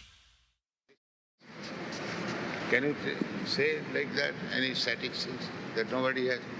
Maybe we have not seen him or has seen God. That is quite possible because we have not scrutinizingly studied all the men of the world. Yes. Then how you can say nobody has seen? You have not seen the man who has seen him. So the man he will not admit his fault. He will accuse others. Nobody has seen God. Why? You may not have seen, but why you say nobody has seen? You have not seen that person who has seen God. Therefore you say like that. So those people who wrote the Bible did not see God.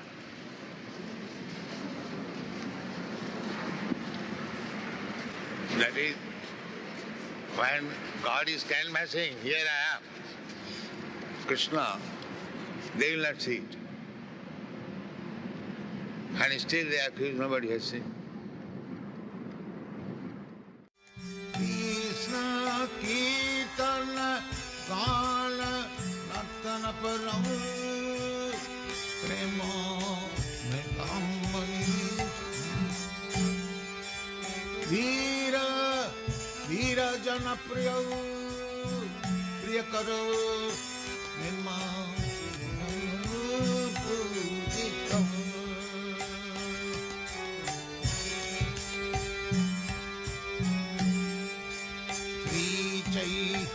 Tanna Kripa Bharau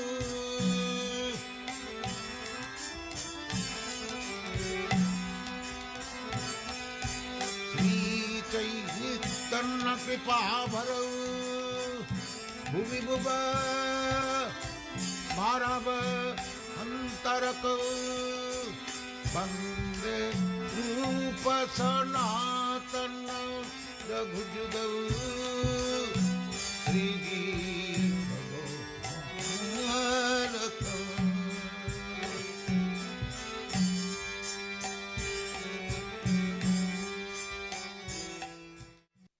Get the deities ready and all, and then the frankincense and myrrh was just bellowing up, and then the temple room was ready, and Govinda prayers start, and the doors open, and Prabhupada just kind of swanned in, you know, just with so much dignity and majesty. And then he would just pay his obeisances to the deities. And it was an extraordinary when you were a pujari and he would just be there and you would be just doing your arti, but just totally conscious that Prabhupada was right behind you as well. And what an honor it was. And it was something that I just absolutely loved, dressing the deities. And actually, every aspect of deity worship was something that I just kind of fell into, and it just became natural. And one day Prabhupada came, and he was standing by the deities. I could just see out of the corner when I turned around that he was really looking at Krishna. And I just really felt that he was seeing Krishna, because of course he was seeing Krishna, and we believed he was seeing Krishna as well. And so then he gave class, and, you know, we did the offerings because it was a matter of cooking and pujari work. And word came down, Prabhupada wants to see you. I went, oh gosh, Prabhupada never asked to see me before, you know? This is the first time Prabhupada wants to see you immediately. And I thought, oh gosh, what have I done? And so I took the apron off and went upstairs, and Prabhupada was just sitting there on his asana. And I just went in and I offered my obeisances to Srila Prabhupada, and there he was. And I just remember, he just had a gamshan. It was like massage time. And there was a window behind Srila Prabhupada's asana in his room. And the morning light was kind of coming through. And I don't know if it was diffused light, but I just remember he actually looked golden. And he was just smiling at me when I came in. And Srila Kirti was there, and he sat down. And so, you have dressed the deities? And he was saying, Krishna is looking very beautiful. Thank you so much. And I said, well, thank you, Srila Prabhupada, because Krishna wouldn't be here without you. And then he said, oh, thank you so much. You are doing very nicely.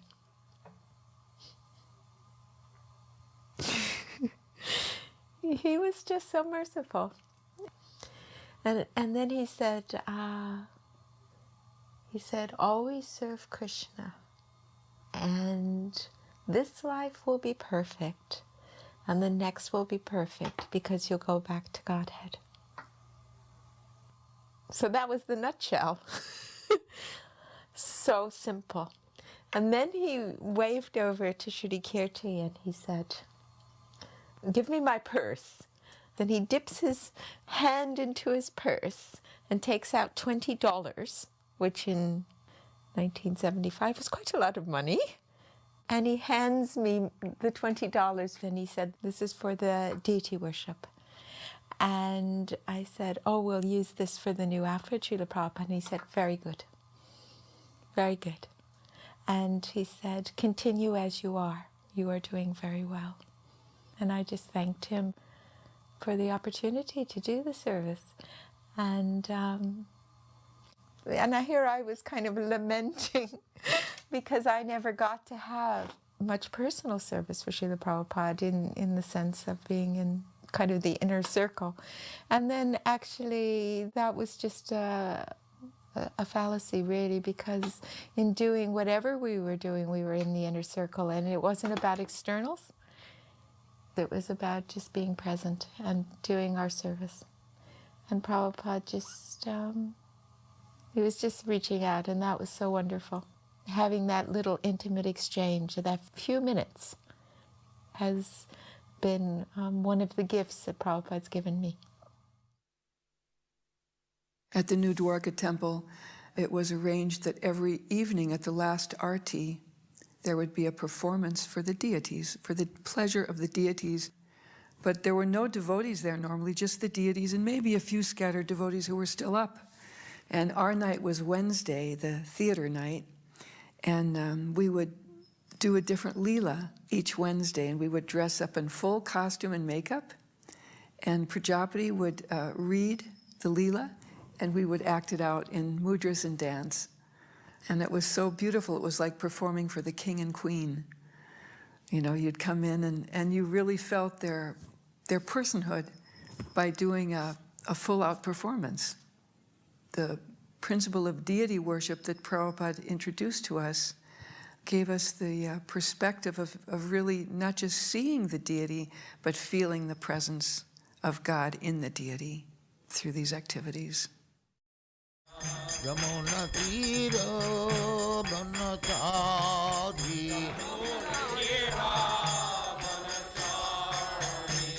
Yamuna Tira Banachari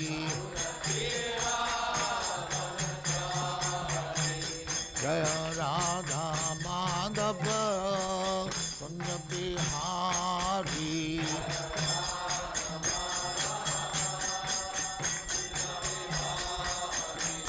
Jaya Radha Madhava Kunja Bihari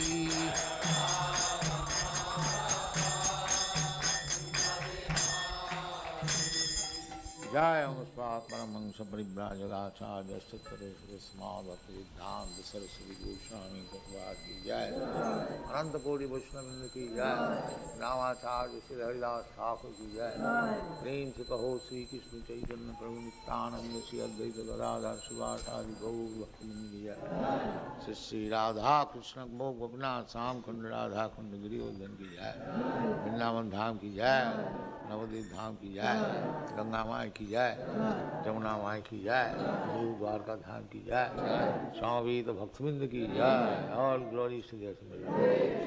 All glories to their Supreme. Thank you very much. All glories to you, Srila Prabhupada. Glories to you, Prabhupada.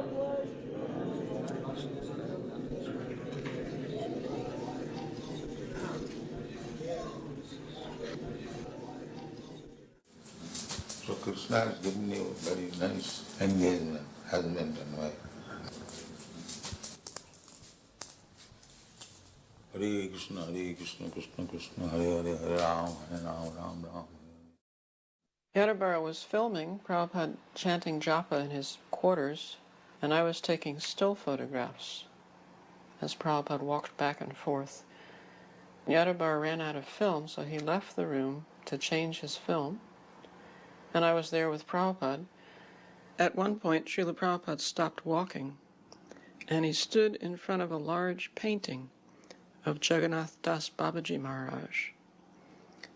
And he said to me, "Such an old man, and still he is chanting."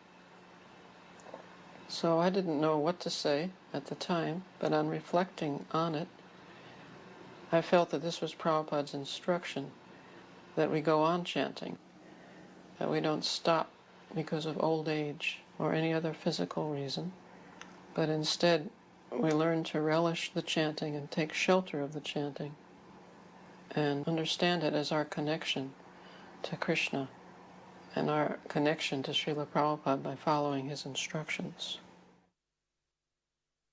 I felt very fortunate because, I got to see Prabhupada when he wasn't with his disciples, when he wasn't busy training them in management in so many different ways or chastising them for mistakes they had made and being involved in seeing that the books were being produced and just all these different services he was doing for his spiritual master.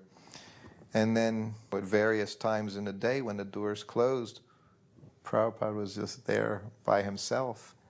And they're the times that I liked the most because he was a devotee of Krishna and Prabhupada loved Krishna. And you would find him in his room reading, and sometimes from the servant quarters, all of a sudden you would just hear the harmonium.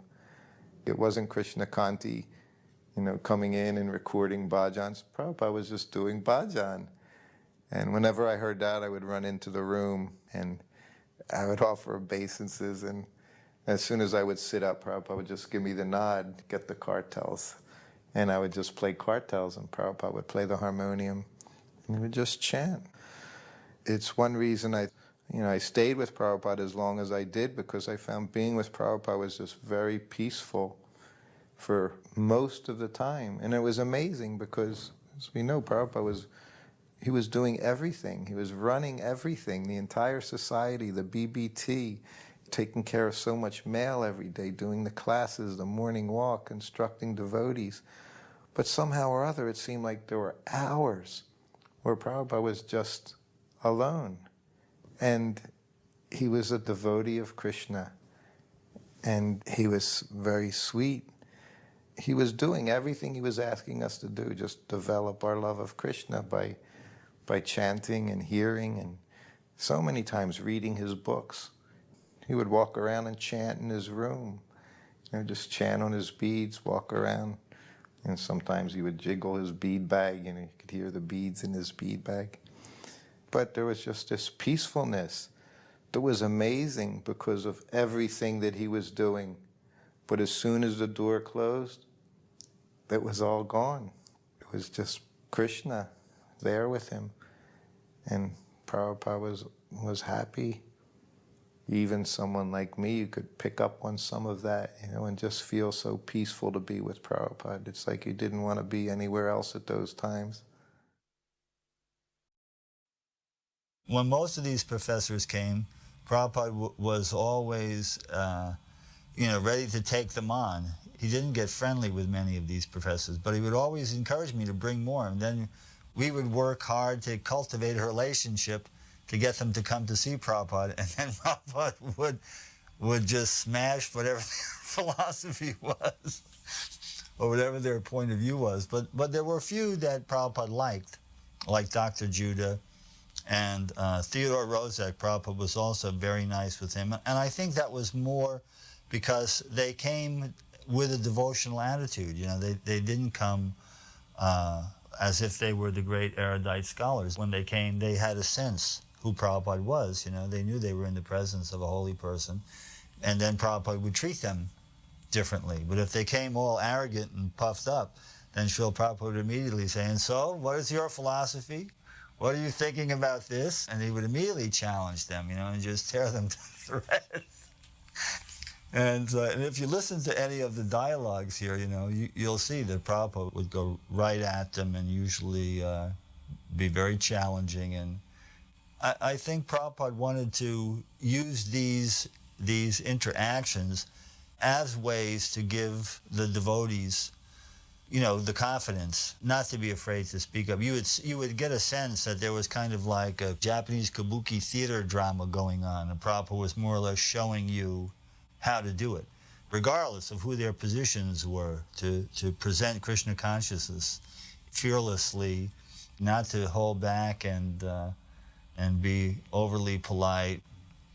Especially true if anyone brought up meat-eating subjects. I can remember lots of conversations where Prabhupada would talk about how the cow is already giving you the equivalent of its blood in the form of the milk. What is the reason for killing the cow? Why take its blood when it's already providing you this? That theme would come up a lot. But mostly, he would always get around to talking about how do you think life came about? How was the universe created? Why do you think you're here? Do you think you're the body? How do you substantiate your sense of who you are? Changing body. Those were the most common things that he would speak about. And then he would always bring it around to talking about the Supreme Personality of Godhead, that you were part and parcel, and you can't be happy unless the part is serving the whole, and you won't be happy. He didn't treat anybody other than the way he would deal with regular devotees. Didn't matter who it was. Now, whatever you like, you can do. Krishna never forced him to accept the teachings of Bhagavad Gita. He gave him the independence. Now, whatever you like, you can do. And he agreed. Yes, now my illusion is over. I shall act, as you say. I came because it was Leela Shakti that was there. I don't think she was initiated yet. I wanted to hear the man that was responsible for the movement. And I wanted to see what was going on, Who captured my daughter? Not that she didn't need capturing. But when we walked into the temple, that was my husband and I, the sun was coming through the window and shining on this man. He seemed to be engulfed by the sun, like the sun was purposely coming just for him. Mind you, I was not a believer at that time. My first impression was that his whole demeanor had the strength of a lion. He appeared to me that he was giving off so much energy, so much strength in this man. Yet there was a kindness to him that I felt. And he appeared so large. I was so surprised when he did stand that he was not so big. I don't remember what he even spoke about. I was just mostly involved in just looking at the man. He finished his talk, and then he said, "Would there be any questions?" And of course, my hand went up. Yes, I have a question. If this movement that you speak about is so necessary, why was it so late in coming here? And I'm thinking, here, my daughter was a hippie back in Illinois, involved in drugs and whatever, you know? What took you so long if this was so important? And he said, "That's a very good question. It wasn't late. You were late." And the devotees, they applauded. And he turned to them and he said, "And you were all late." The devotees squelched down when he said, "And you were late." You know, they thought that he had won a debate with me. Actually, mine was just an innocent question. Where were you all these years, you know? And I had hoped that we would have more conversation about this, but he went on to speak a little bit more. But I was determined to meet him again. I did come back the next time he came to town, and I requested meeting with him. He was someplace in another room. He was told who I was, and he asked my husband what he does, what kind of business he was involved in, and Sam said that he operated an antique shop in Santa Barbara. And he said, "And what kind of antiques do you carry? What do you sell?" And Sam explained anything that was old, which it was. And I remember Prabhupada saying, "That's very interesting." And of course, he was very, very, very nice to my husband. Very nice. But we may have spent a good 30 minutes or so with him. In fact, prasadam was brought to him and he offered it to us, which I thought was so nice. His prasadam he offered to us. He was very happy that parents like ourselves were agreeable. He asked me about the other children we had, and I told him we had 2 sons and their feelings towards their sister's involvement.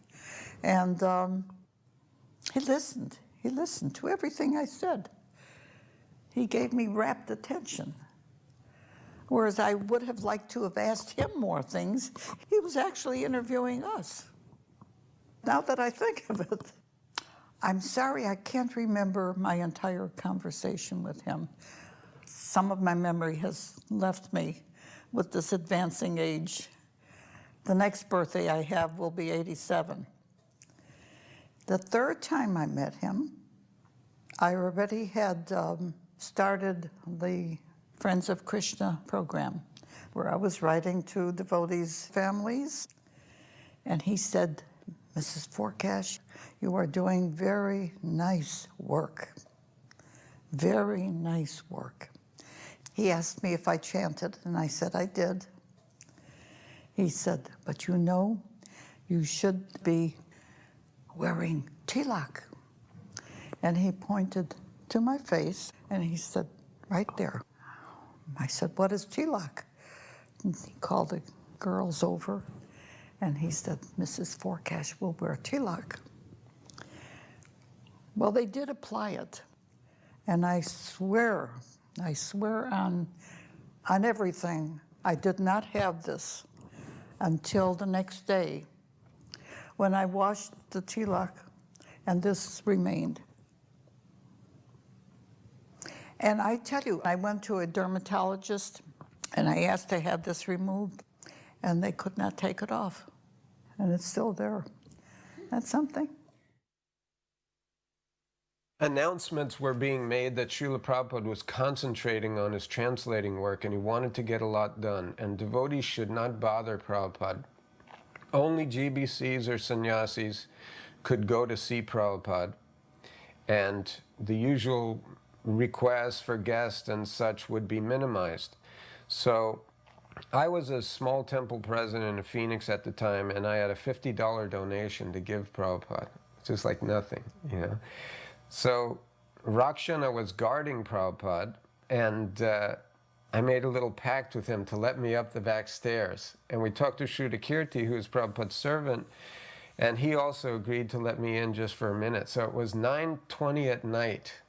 So I was a little afraid of breaking the laws, but I just wanted to see Srila Prabhupada so much. And so Srudakirti opened the door, and I came in behind him, and Srila Prabhupada had his hand in his bead bag and was facing away from us, looking out the back window, down the alley past the temple.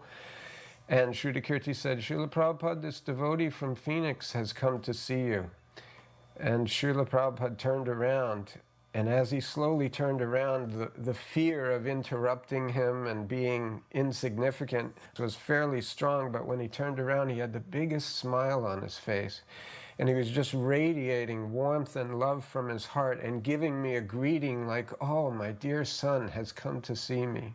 How kind. And I really learned from that experience that all of us are equal in Prabhupada's eyes, and whenever we have anything to offer to him, or if we have any love to give him at all, we should just do it without any rules or regulations in regards to status or standing in ISKCON or anything. We're all equal in his eyes, and he was just happy to see his lost son coming to him for shelter. It was a memorable exchange. It just with one look, Prabhupada could just pierce your heart and change your whole life in one glance. I gave him the check as I was leaving, and he said, thank you very much. And then what happened later was about 3 months later, I got a letter from India, from Prabhupada, which was surprising because I hadn't written him. And it was a thank you note for the $50 check and the donation. And he made a personal note and said something, preaching to me that pleasing the spiritual master is the way to please Krishna. And I just thought it was wonderful that he would acknowledge not only me, but also the small donation that we had given him. That is human being. He should be inquisitive. Why this happening? Why this happening? And he should take education. That is human life. And if he does not inquire, if he does not take education, then what is the difference between him and the dog? He remains a dog. He has got this opportunity of human life. He should take advantage of understanding what is what. Not to keep himself in the dog status, simply eating, sleeping, sex life, and defending. That is the distinction between dog and human being.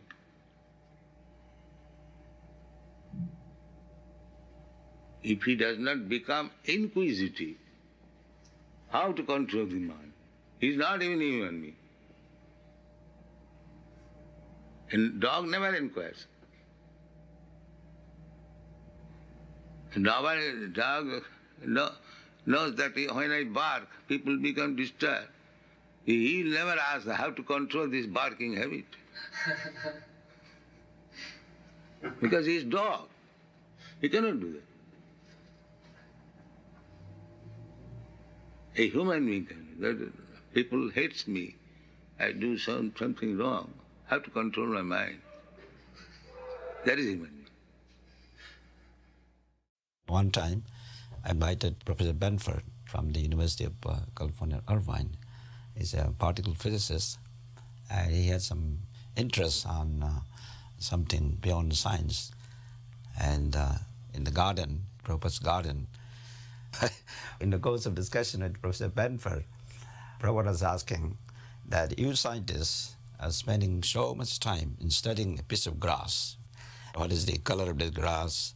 And then you dry it and you try to see what are the components that make up this grass, then what are the molecules, the atoms. So on a piece of grass you can like volumes and volumes of books. Then Prabhupada was asking, well, what good is that knowledge? And Benford said, well, scientific knowledge is a different category of knowledge. Those who are pursuing scientific discipline, they get great satisfaction and a great happiness in doing these things. Science is very useful. And then Prabhupada said, you think that from bullock carts to motor cars and aeroplanes, do you think this is advancement? And Benford said, yes, definitely, we are making progress. Prabhupada said, this is not correct, because with this type of knowledge, you are forgetting your own nature, your own spiritual nature. You are forgetting who you are and what is the purpose of our existence. So this most fundamental knowledge you are neglecting. And therefore, we are not making progress. Then Prabhupada asked him, do you believe in God? And Professor Benford said, not exactly, that I am agnostic. Then Prabhupada said, oh, you're agnostic means you're doubtful. Sometimes you think that there might be God. Sometimes you think that there might not be God. That means you are ignorant. So then he said, yes. So he was not angry or he was not upset. And so in this way, Prabhupada was treating in a wonderful way. Although Prabhupada has a strong philosophical principle, but the way he treats people and the scholars, they feel very comfortable and they always had respect. But that day, that Sunday, was also the marriage day of Jaitirtha. There was a huge feast. So during that conversation, one devotee brought a huge plate of all these preparations, full, to offer to Prabhupada. So what Prabhupada did, he took the whole plate and they gave it to Benford. This is for you. This is a Mahaprasadam, please take. So Professor Benford was completely amazed because I didn't expect that. The whole place is going to come to him. And he took so much prasadam, one of the main preparations, this eggplant preparation. I still remember he was so much fond of the eggplant. And then after when it gets a little dark, then Prabhupada also went upstairs. And the Sandhya Arati started. And Professor Benford said, I'd like to have a little experience about this singing. It seems very nice. So I took him inside the temple, and then he joined Arati. And then he said it was getting a little late, and so he was wanting to leave. But he said before he left, he wanted to see Prabhupada. He wanted to say goodbye. So I took him upstairs to Prabhupada's room. And on the way, there are some plates, these prasadam plates with a lot of eggplant. And Professor Benford picked again one more plate. He ate again this eggplant. Then after that, we went upstairs to see Prabhupada again.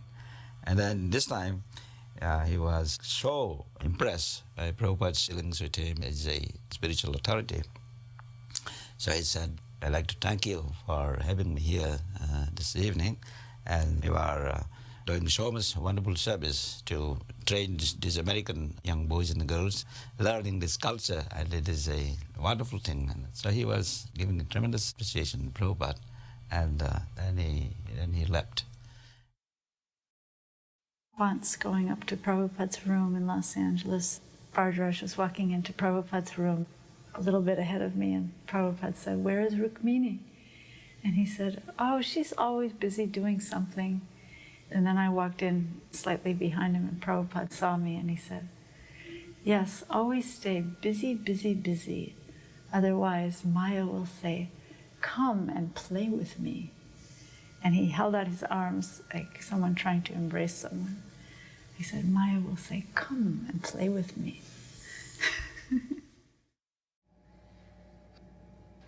Education means enlightenment. You do not know what is the final cause. The huge body is working as nature. So many planets, so many big planets like sun, moon, they are floating in the air. And who has made this arrangement? There we see every day.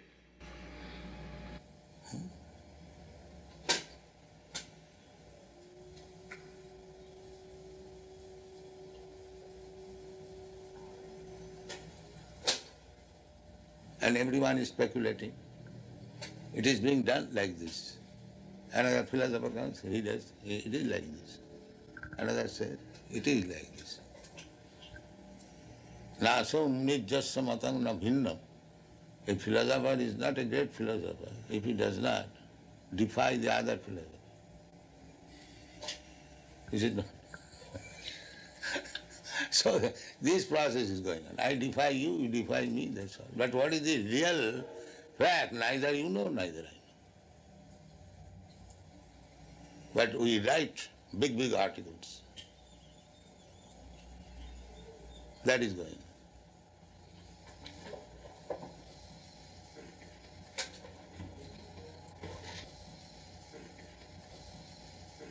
I was also a student of philosophy. My professors are all Europeans. So one professor, Dr. W.S. Arkuat, he was our professor for psychology, metaphysics.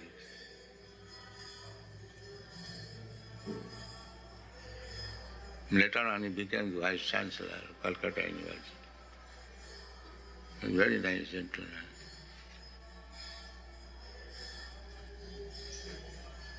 Dr. Mize finds that he's chanting Hare Krishna a little in the shower now. When he takes a shower, he chants a little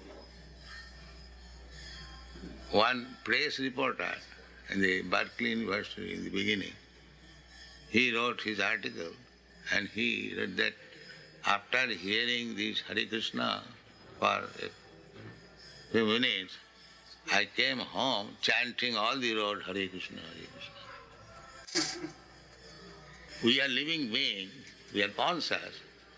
We cannot give up anything, but we are being trained up how to utilize everything for Krishna.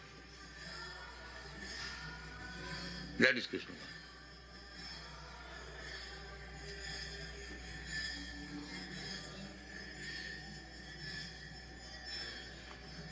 So giving some prasad. It seemed like the day that I got initiated, Srila Prabhupada was really enjoying himself. He was laughing at everybody, really. There was one boy named Asura Kulanasana. Srila Prabhupada said, do you know the meaning of your name? And he said, it means the killer of the descendants of the demons. And he said to Asura Kulanasana, do you know who the demons are? And Asura Kulanasana said, the karmis? And everybody was laughing. And Srila Prabhupada raised his eyebrows and looked around and said, the demons are the scientists. And when he said that, Swarup Damodar sat up straight and said, oh, but Srila Prabhupada. And Srila Prabhupada was laughing. And he said, no, not you. So then Srila Prabhupada asked me, what are the 4 regulative principles? And how many rounds do you chant daily? And I told him. And then he said to me, are you insured? And I thought he said, are you sure? So I said, yes, Srila Prabhupada. And he said, I asked you if you are insured. He said, because you have a spot on your face, because I have a mole on my right cheek. And he said, once there was a movie star who had a spot on her face and she had it insured for a lot of money. And when he said that, he just laughed, and everybody was laughing. Swarup Damodar, whoever was there at the time, all the sannyasis, he was literally shaking and laughing. And I was so embarrassed. I couldn't even think of what he was saying. I was just thinking, they're all laughing. And then he said, Krishna consciousness is your only insurance. Your name is Chinmayi Devi, spiritual potency. The devotees in Los Angeles once arranged for some theologians from University of Southern California, which is nearby the temple, to come to meet Prabhupada. We always like to hear Prabhupada speak to other people who have not yet accepted Krishna consciousness, because we were going out in Sankirtan and meeting the public, and we wanted to see how Prabhupada speaks with these kind of people. So we were always eager to hear Prabhupada, but we were not always allowed to come back early from Sankirtan. This time I was wanting to come very badly, and we came early, and the garden is very small, so not everyone could fit. So we were looking through the holes in the wooden fence, and we could see Prabhupada. And whatever we could not hear, we would afterwards hear the tape. Actually, the same thing was on morning walks. If we would walk in the back, we could also not hear Prabhupada very well. But we would afterwards hear the tapes, and then we could understand. So this time also Prabhupada was speaking to this theologian. At first he was talking about how the animals are actually very expert. They may fly in the sky, and then they go into the water and they dive into the water and pick a fish out and eat it. And how an eagle 7 miles up into the sky, he can see from up there where there's a carcass, and he dives down and swoops at his prey. He can see so high. So they're actually very advanced. They can do things that we as human beings even can't do. But he says actually the difference between human beings is that they should understand what the problems of life are. Janma, Mrityu, Jara, Vyadi, Dukkha, Doshanu, Darshana. So Prabhupada, after some time talking in general, then they were introduced to him. And one was Delson Judah, who liked Prabhupada very much. And he had done some research previously into the teachings of Chaitanya Mahaprabhu. And the others, they did not know anything about Krishna consciousness. So one was introduced to him as having studied modern theology. When Prabhupada heard modern theology, he was kind of laughing, and he was saying, so God is modern? We in Krishna consciousness are being taught by Prabhupada right in the beginning, Dhammam tu Shakshat Bhagavad Pranitam, that only God can enunciate religious principles.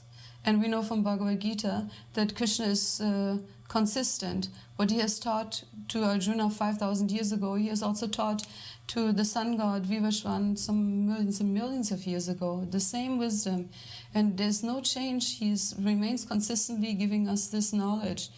And therefore, when this professor was saying modern theology, Prabhupada immediately understood this is hoax, this is cheating, And then after that, he became quite stern, and he was talking about how you're a theologist, but actually theology means that we know God and that we abide by his laws. Theos means God, and theology is the science of God. So someone who knows about God is the theologian, and then automatically abides by his laws.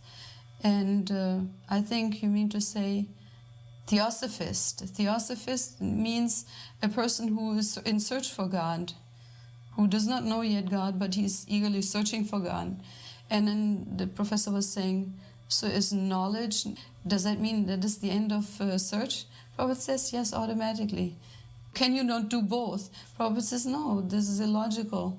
Once you know, then there's no need for searching anymore. Sometimes we as devotees also may have thought, Prabhupada is very strict with these people, but actually he had to be strict because actually they're cheating. They're presenting themselves as authorities, and they're teaching at big, big universities and get all kinds of degrees, and naturally a young student will take them as an authority. But that is cheating because they don't even know about God, and they're presenting themselves as someone who does know.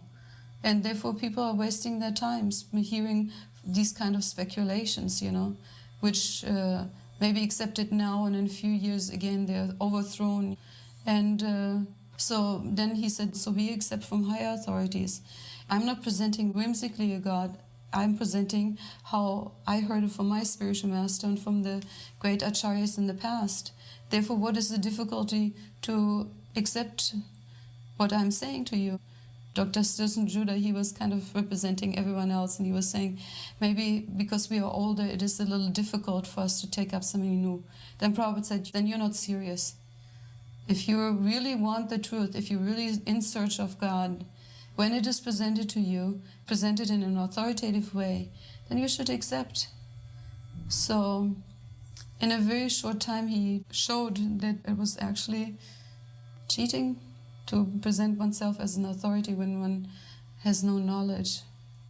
So I came from a family of theologians, and to me this was just extraordinary to hear Prabhupada speaking like this, and that really made it clear in my mind that I have done the right thing by taking up Krishna consciousness and by taking Srila Prabhupada as my authority. Because I could see, previously I was living amongst these people, and even on a dinner table, they would talk like that about God in a very speculative way. And I was never satisfied with that. When I was a child, when I was 12 years, I was praying to God, please let me know more about you. You're very kind that you sent Jesus, but I want to know more about you. And these people were always speculating. And I felt not only that, they were cruel. They were harsh and cruel in their way of speculations. Anyone who couldn't keep up with their arguments, like I was a young girl then, it was always high above my head what they were talking about. And I felt they were cruel and not sensitive to anyone else who may truly be interested in knowing. If you're not on the level that you can argue with them, then you were left out. But Prabhupada never gave us that sense. We were always included. He wanted us to know. He was eager for us to understand. So I felt Prabhupada is very kind. That is a real, truly spiritual person. He's knowledgeable, authoritative. He himself has accepted a guru from a line of teachers, and he's presenting Krishna as he is. I just immediately felt comfortable with Prabhupada. I never felt like I was cheated. I never, I felt like Prabhupada is truly an authority that I want to surrender to. And my relationship with Prabhupada was always that I felt really, really close to Prabhupada when I heard him speak. Either he was preaching to someone else or he was giving classes to us. And I felt so close to Prabhupada. I felt he's my well-wisher, he's my friend, he's my father. So you may love humanity, but because you do not love Krishna, therefore do not love the cows. You send them later on. So your love will remain defective. It will never be complete. And if you love Krishna, then you love him, the small ant. He'll not interested him to kill him with an ant.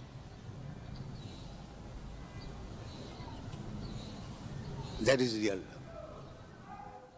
Dayananda and Nandarani, his wife at the time, and a devotee named Uddhava, had gone down to open up a center in LA from San Francisco. Prabhupada had asked his disciples, to those that knew a little bit about preaching, go open up centers. So they had chosen to go to LA to please Prabhupada. And they found this little storefront on Pico Boulevard in a middle-class African-American neighborhood. And so about a year or so later, I got this letter from Nandarani and Dayananda that they needed someone to come and help them run the LA temple.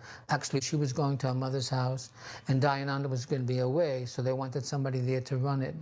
And nobody was coming at the time. It was just a storefront. Nothing had really been established, There were no devotees. They had no real programs.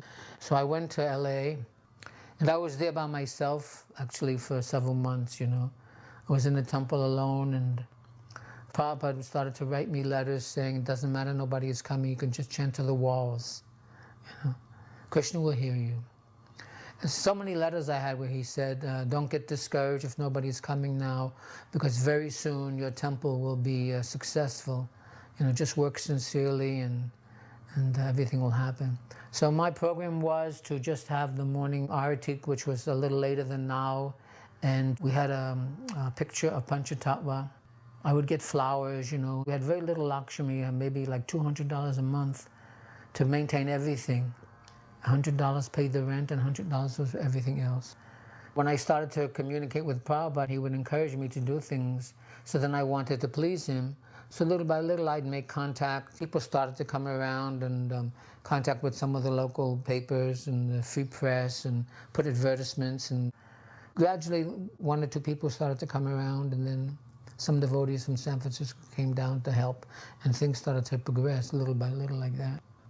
Mukunda had come, and Umabati had come down and stayed for a while, and we were contacting different places, and Prabhupada used to write that if we make him some engagements, that was the way you'd get him to come to your temple in those days, to have some speaking engagements, preferably at a college, something on television like that. And so I tried to do these things, even though I was petrified of talking to people in those days. I was very timid and very shy. But somehow or other, Krishna gives you the ability to do these things. And so I had some nice clothes from my army days, and I put on a very nice, expensive suit and a tie. We weren't shaved up, but I'd wear tilak. And I went down to some of these stations. Went to, I think, KITV in LA. They had these afternoon talk shows. So in addition to the TV and radio shows, I had arranged for Prabhupada to speak at UCLA and at Long Beach State College. Somebody told me that the International Student Center at UCLA has guest speakers. So I thought that would be a good place for Prabhupada to speak.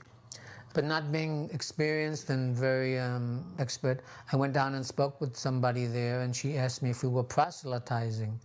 And I didn't even remember what the word proselytizing meant, even though I had college education. I became befuddled, and when I told that to Prabhupada, he said, "And did you tell them no?" But I didn't even know what it meant. I was ashamed to tell Prabhupada at the time. But she told me that she couldn't sponsor us like they normally did. She thought it was a religious thing. So she said she'd give us the use of one of her rooms, but we'd have to advertise and do everything else. So I thought, well, that's all right. So I went out and I printed up maybe 100 or so flyers, which was really nothing. And I stood on the campus and gave them out. Jayananda sent the money down from San Francisco, and I printed them up because we had no Lakshmi in LA. I realized now it was really like giving out one flyer, It really was so insignificant. But at the time, I thought it was the best that I could do. And we cut up a huge amount of fruit, and Mukunda was in LA at the time. And we drove out there with Prabhupada, and we had this room. It was like a huge classroom. And nobody showed up, not a person. So we're sitting there, and Prabhupada is waiting, and then he finally looks at me and he said, "So, Aniruddha?" And again, I felt like I was so insignificant. But I couldn't say anything, so he just looked at me and said, "That is all right, we'll have kirtan." He always made me feel wonderful afterwards, because he knew how timid I was, so he related to me in that way, where some devotees he could really, like Tamal Krishna, he could yell at. With me, it would really shake me up, so he knew how to handle me perfectly. Always made me feel he was so grateful, actually. It just reminds me of what a fool I am. So we had kirtan, and after kirtan, there was an Indian student that saw some Swami inside, so he came in out of curiosity, and he sat down and he had a conversation with Prabhupada. The boy was challenging. Prabhupada was saying, "So tell me, where are your Indian countrymen? Why are they not here?" And the boy had no answer, and he said, after pausing, "I'll tell you, they are lost. Hare Krishna." So that was that engagement. The other engagement was at Long Beach State. They told me I had the use of either an indoor classroom and I could arrange for people to come, or that there was a huge area where all of the students took their lunch, where they had a podium and they had speakers during the day. So I thought that might be better because at least we had some kind of a guaranteed audience. So again, we drive out to Long Beach, and it turns out that it's this huge mall area, the size of almost of a football field. Everybody spread out. I found out later that they'd have any kind of speaker would get up there and speak about any kind of nonsense that would arouse the students. It could be, hippies or whatever. And there was nothing to cover Prabhupada from the sun. I didn't even think about it. So we get out there, and Prabhupada stands up there, and he looks around, and he looks over to me, and he says, "Get me an umbrella," because nothing was covering Prabhupada. And all of a sudden, somebody handed an umbrella. And then Prabhupada looks at me and says, Aniruddha, this is not very nice. I felt very badly. But he sang the normal things in the beginning that he would always sing. Bandeham and Govinda Jai Jai, Shri Ram Jai Ram. That was his program. Then Hare Krishna. And there was no way of asking questions. So he just spoke something very seriously, you know, something very heavy about Vishnu and four-handed forms and things like that.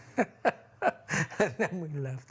So when I drove him back in the car, I felt very badly, so I apologized. I said, Prabhupada, you know, I don't remember exactly my words. But he just looked at me and smiled and said, that is all right. Then after all that, when Prabhupada left LA and went back to San Francisco, from that time on, he wrote me regularly. And the first letter that he wrote me, he said, my dear Aniruddha, please accept my blessings. Despite my ill health, I was so comfortably situated when I came to LA. Thank you so much for your strenuous service. Single-handedly, Krishna will bless you, rest assured. He said, so now we are in San Francisco, and they are arranging for me to speak at different universities, and they are very successful, just as they were in LA. So, you know, he just would lift me up. And then I realized that Prabhupada really only saw the attempt. He understood that I didn't know really much. And he gave me some credit. So he was always so merciful in that respect. It meant a lot to me, believe me. He may challenge, so long you have got little life for a few years. But God will come and drive you away from your present right, prestigious position. Get out.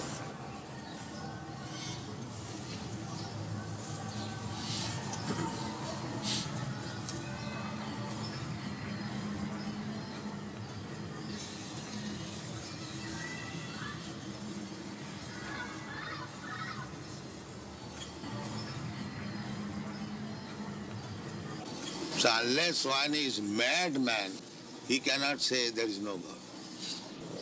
Anyone who denies the existence of God is a madman. Prabhupada, wouldn't it be better to say he's blind, he's stupid? Yes, the same thing.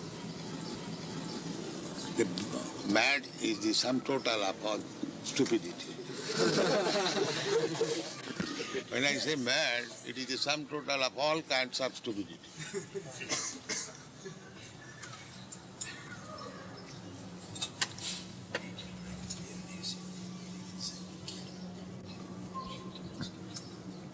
Now you can give them prasadam. I think we have occupied that time.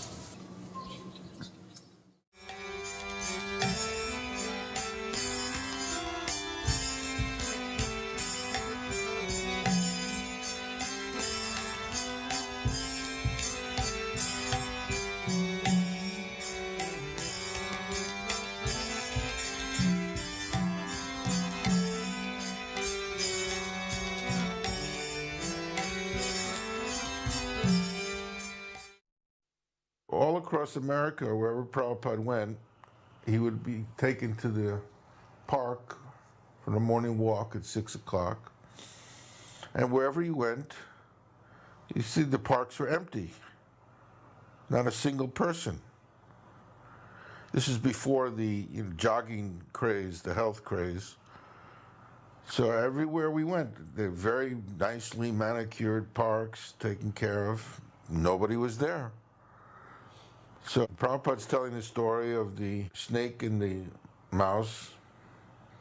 The mouse digs the hole and makes the little house, the hole in the ground. Then the snake comes along, goes into the hole, eats the mouse, and then lives comfortably in the hole. The snake can't make the hole. The mouse had to work very hard, but the snake is enjoying it. So Prabhupada was saying that, because we get up early in the morning, that's our religion, and we have these very nice parks just for our use. They're maintaining it at their expense, labor, and we're enjoying it. In the winter of 1974-75, I was very sick. with very poor digestion and tried to cure myself with fasting and in a diet with no milk or grains. Well, the diet didn't work, and I lost a lot of weight. Srila Prabhupada visited LA that winter, and when he saw me, he said, "What has happened to you?" I explained my problem, and he said I should just take a little prasad. Then he added it could be selective, but just take a little prasadam. I tried to follow Srila Prabhupada's instructions as best I could and started eating grains and milk and rapidly gained my weight back. On this Denver morning walk, the subject of diets came up, and the devotees were critical of the dieting because that had become somewhat of a fad. When Prabhupada heard the comments, he said, yes, we should all eat prasadam. Let what may happen, happen. Simply, we should all eat prasad. Then Tamal Krishna Goswami said, yes, that's the best thing, Prabhupada. Let us die eating prasadam. And Prabhupada laughed and he said, that is devotee. Let us die eating prasad. So I thought I would add my opinion. And so I said, Srila Prabhupada, I'm a good example that these diets are not good. I can testify. When Srila Prabhupada heard my comment, he stopped and turned and looked at me and he said, the diets are not good, or you are not good. At that moment, my mind went completely blank. I just couldn't say anything. It was really something to think about because, you know, it's not the diet. I mean, the diet is just something that somebody has an idea that this may be good and they embrace that idea. Looking back on it, it was extraordinary how with just a few words, Srila Prabhupada exposed my foolishness. I remember distinctly Prabhupada was talking about the potency of prasadam. And he said that prasadam is so potent that any animal that eats prasadam jumps over all species of life and takes next birth as a human. Then also one godbrother, Padmanabha, was selling incense or jewelry at that time, and he would always drive. That was his Sankirtan. He wouldn't do books, but he would drive. And because of that, he couldn't eat, heavy prasadam in the morning. So that was like a bone of contention because at that time, we'd overload everybody with khichdi and just a huge breakfast prasadam. And generally, when you eat a whole bunch and you start driving, you tend to fall asleep at the wheel. So that was his concern. So he asked Prabhupada about eating other things besides those things that are offered to the deities. And Prabhupada, of course, was very practical in saying that you don't have to eat everything that Krishna eats. Krishna eats very opulently, but you can eat simply fruit, and not that you're forced to eat the opulent things. If it doesn't suit your body and your service well, then you eat simply. So there was a gap in the conversation between the devotees and Prabhupada, at which point I decided I was going to jump in with a question that had been on my mind. I had distributed books for a long time, and I would constantly be bombarded by people's statements. So why don't you get a job? Stop harassing me, why are you asking for donations? And so many comments that would affect my mind and my faith. So I asked Prabhupada, I said, Prabhupada, sometimes we get the comments that, as devotees, that we're trying to escape this material world by living in a temple, asking for donations, and that we're not being responsible human beings and taking up regular 9-to-5 type of jobs. And he responded very kindly in that he didn't blast me for for my lack of faith or lack of understanding of our position as devotees and disciples and followers of Lord Chaitanya Mahaprabhu and in the mood of Sankirtan. And Prabhupada, he went on the entire walk from that point on, talking about this very point. He said, does a rich man's son work? We are sons of Krishna, and Krishna is the wealthiest man. A factory owner, he's very wealthy, but does he work? No, he employs others to engage and do his business. Does that mean that he's lazy, that he's not productive because he himself doesn't work? So he was giving some analogies like that. So he was able to dispel my doubts that morning walk about the non-necessity of having to go back and get a 9-to-5 job, that I was actually doing the proper service. And he was just so compassionate. He would look at me and very lovingly, and if I didn't understand one point, he would come up with another analogy so that I would really get the point. And that's the first time I really felt a personal connection with Prabhupada.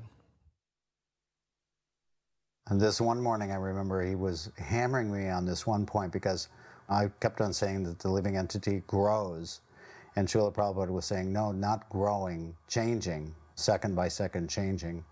And for some reason, I just could not understand that concept that the living entity is changing at every second. And like the picture in the book with the different movie frames, I was thinking that the body is growing because I wasn't looking at it as in a spiritual context at all. But I was so conditioned to this way of looking at things. The child is born and then it grows. And Prabhupada was hammering this point home with me. That, no, this concept of growth is wrong. The body is changing. Every second there's a new body and a new body like that, changing. But he must have hammered it on me for about 10 minutes, you know. And I was so thick, I just could not understand the concept at all. But finally, I began to understand it. But I realized actually on this walk how conditioned I was by my so-called education and, you know, Darwinism and all this other nonsense that you're fed when you're growing up in America. To understand Krishna consciousness, I had to like unlearn a lot of things too before I could even, you know, grasp some of the basics. So it was kind of an awakening for me.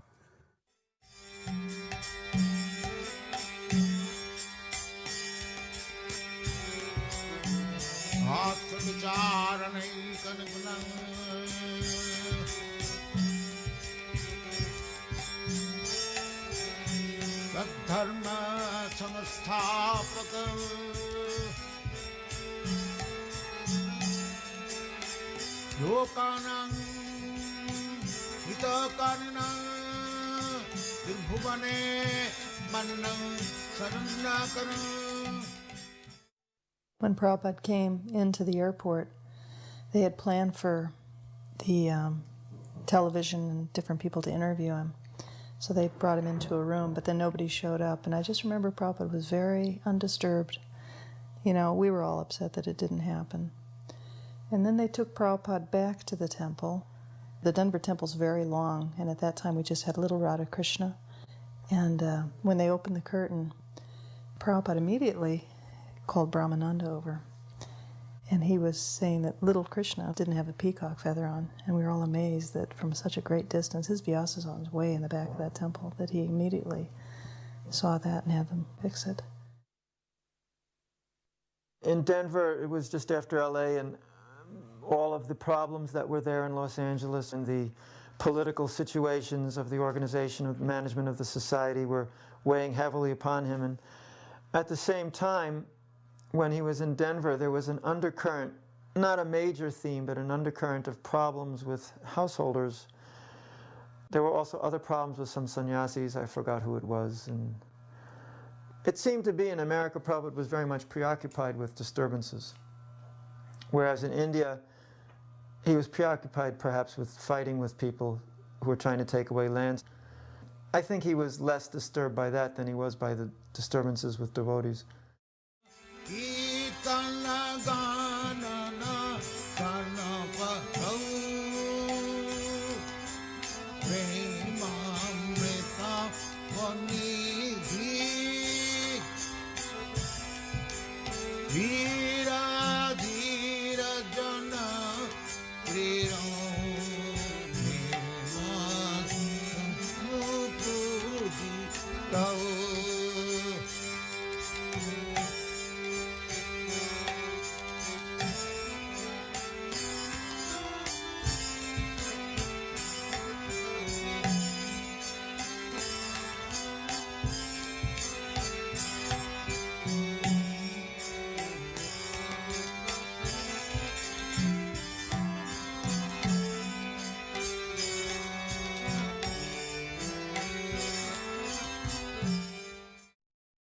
I'll never forget Vishnu John putting Radha Damodar into my van. I had a Volkswagen bus.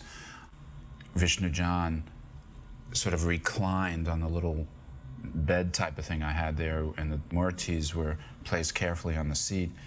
And as I drove to the park, he was singing some beautiful song, and I just was in ecstasy. And I just made sure I wasn't driving too fast because I didn't want to see Vishnu John or anything else go flying. But I felt so fortunate. We arrived at the park, and they had a great kirtan group. It was sort of one of the first, what I would call kirtan bands at the time.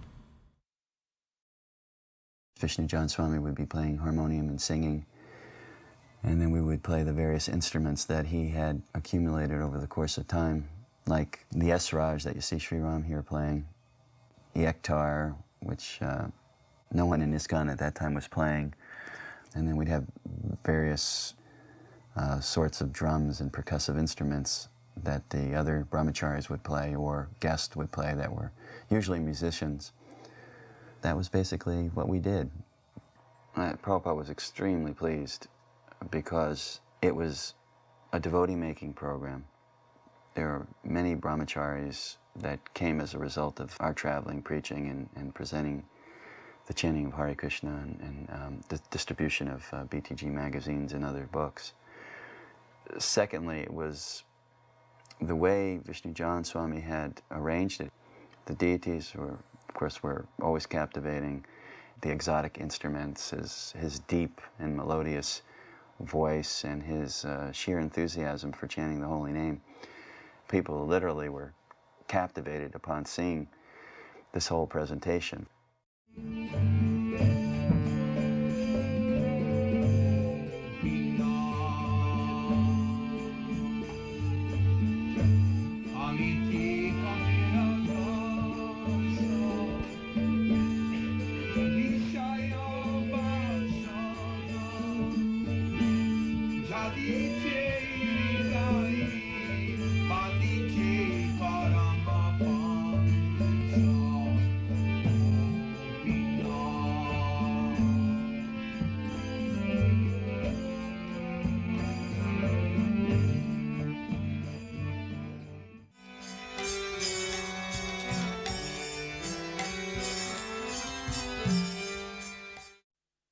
My father drove my wife and I and my daughter, who was an infant at the time, to Chicago to Rath Yatra to see Prabhupada. When we arrived, the devotees were on their way to the airport, and they had not found the car. They had some old, inappropriate car to pick up Prabhupada, which was so fortunate for us because my father happened to have a Cadillac at the time. So that car was taken for picking up Srila Prabhupada. It was very nice. And then he came back to the temple, and my father was given a chance to meet with Srila Prabhupada. So they had a discussion, and my father started with that the Western people were devils. It was sort of a very broad statement. Prabhupada responded, "No, why?"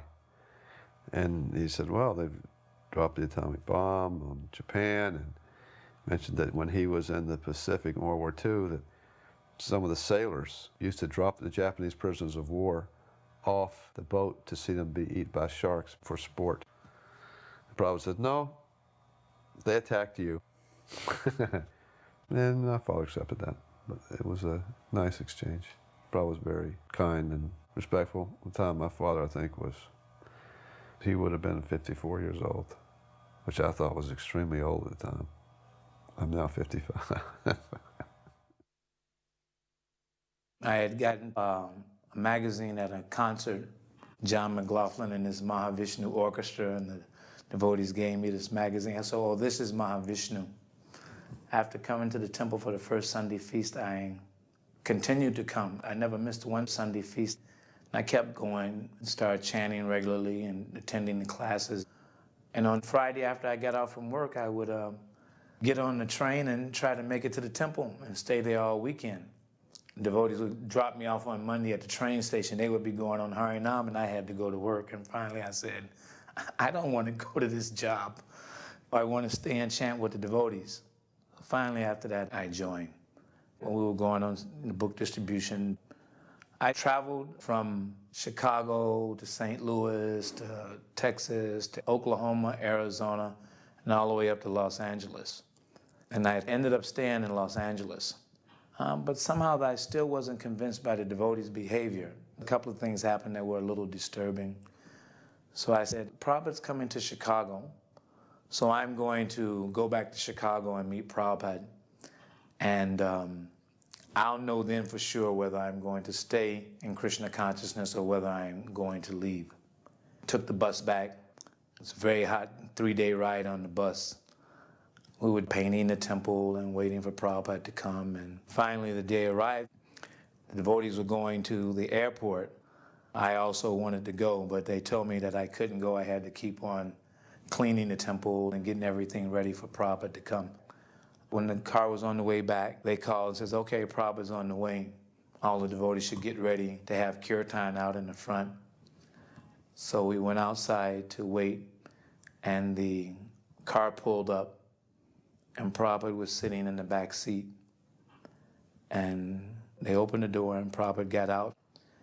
And immediately on seeing Prabhupada, just uncontrollable tears just came down my face.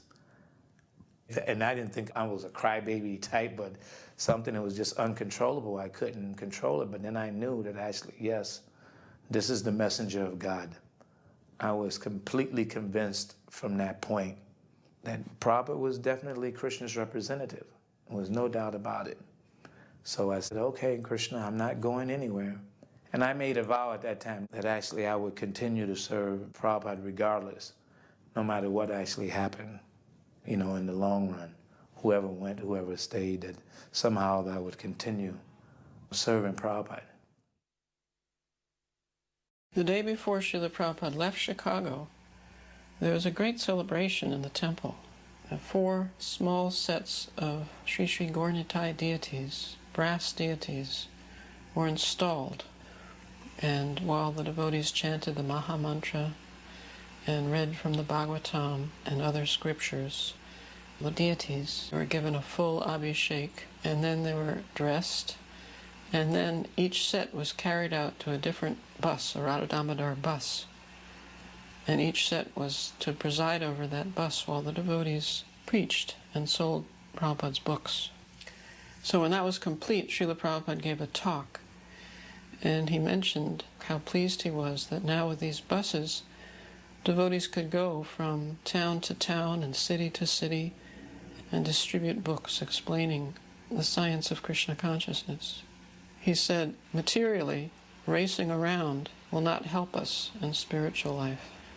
We were allowed to be advanced materially, but we should never forget our spiritual duty and our spiritual identity. If we do forget those things, then our human form of life is wasted. So after this talk, then there was an initiation. 75 devotees became initiated at this time. And we could see how Prabhupada was pleased by the devotees' efforts, how Krishna consciousness was being spread successfully. This pleased Prabhupada very much.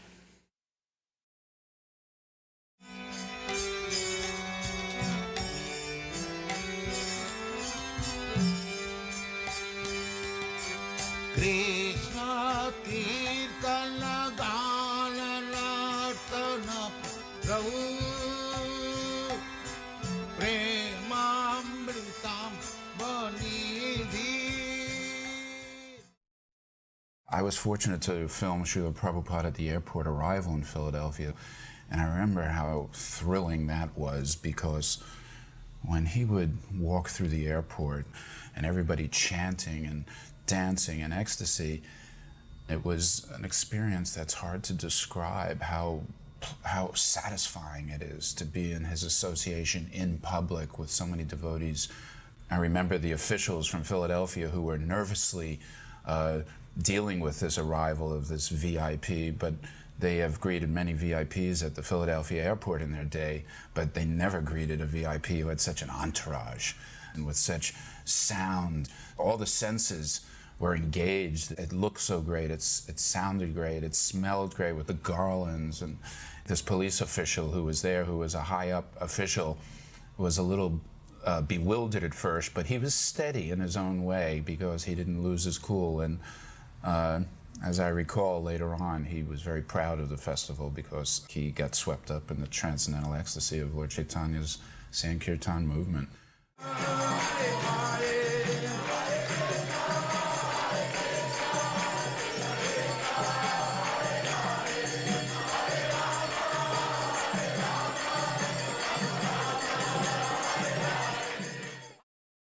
the devotees rushed to the arrival gate to meet Srila Prabhupada. And Ambojaksha, who had never seen Srila Prabhupada, turned to me and said, "What should I do? Where should I go? Tell me what to do." He actually said that to me. "Tell me what I should do." And I said, "Ambojaksha, just go stand by the asana that's been set up for Srila Prabhupada, because you know he's coming there, and you can position yourself right next to Srila Prabhupada." So we agreed, and we both went there.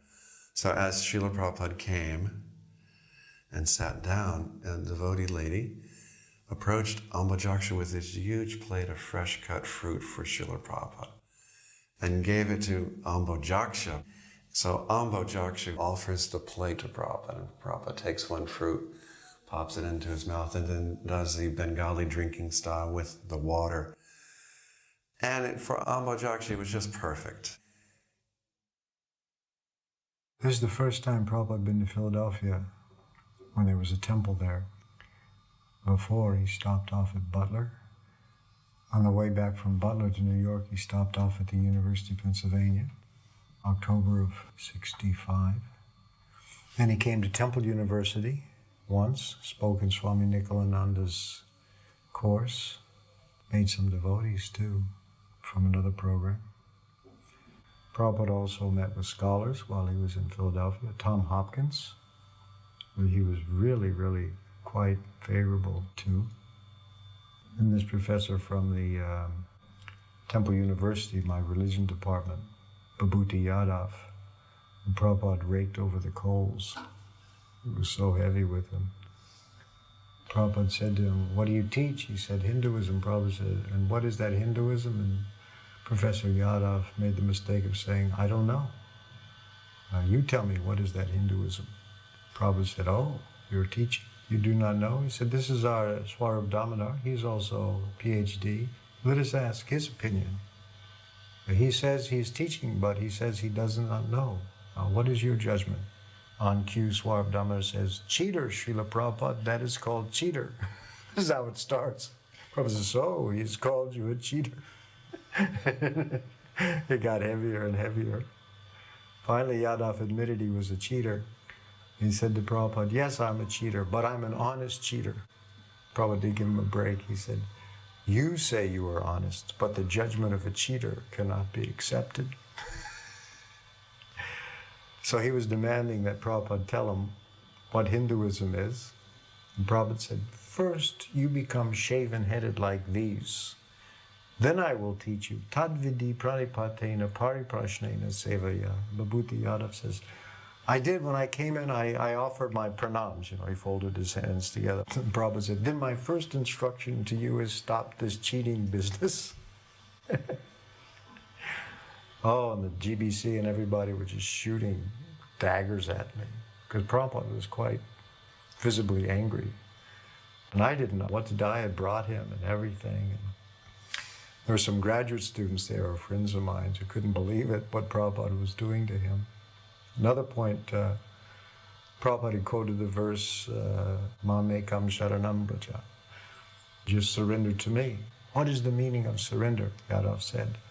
Prabhupada turns to his secretary, "Hand me a dictionary." And Yadav bristled. He says, "No," he says, "I want the Sanskrit etymological meaning of sharanam braja." Prabhupada leaned back to look at him and said, "We cannot waste our time." He said, "You don't want a guru, you want a Sanskrit teacher." So finally Yadav left. And the GBC were gathering around Prabhupada, showing him favorable newspaper articles about Gita Nagari and trying to calm him down. I felt so horrible. But the next morning, I was driving Prabhupada for his morning walk. I'd stayed up all night long thinking of an apology. And he got in the car.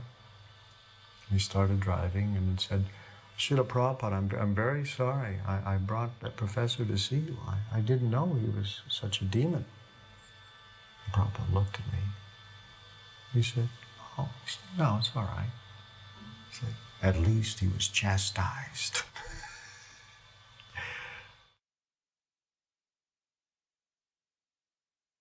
You can see me there, I'm looking quite concerned because the car's not there. There's the airport manager on the left. Prabhupada's there, but I am not blissful because the limousine is not there.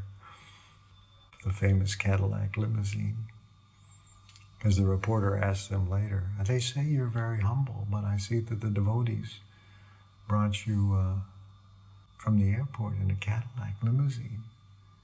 You're so humble. Why did you drive a Cadillac limousine? Prabhupada said, the spiritual master to be worshipped on an equal level with God who rides a golden car. So this Cadillac, he said, was not enough.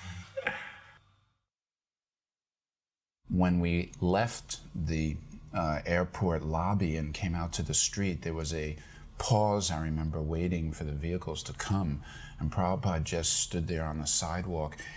And he had such nobility. Prabhupada was the most noble person one would ever possibly meet in their life. And to see him standing there just waiting for the cars with all this activity going on around him, and he was just such a steady, calm presence for all his disciples and everyone who approached him. Everyone was on the porch waiting for Srila Prabhupada to come back from his morning ride. And we were lined up. I was standing up on a buttress a few feet higher. I was able to see everything pretty clearly. Throwing flowers and very ceremonious. Srila Prabhupada came out of the car and he was going in to give a talk. And just at that time, this little girl came running out from the crowd.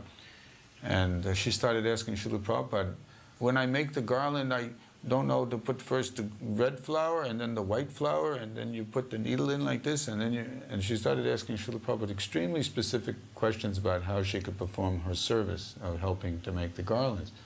And Srila Prabhupada very lovingly looked down, and instead of directly answering with words, he took off his own very opulent garland and put it on this little girl's shoulders and said, just study how this is done and then you can do it nicely.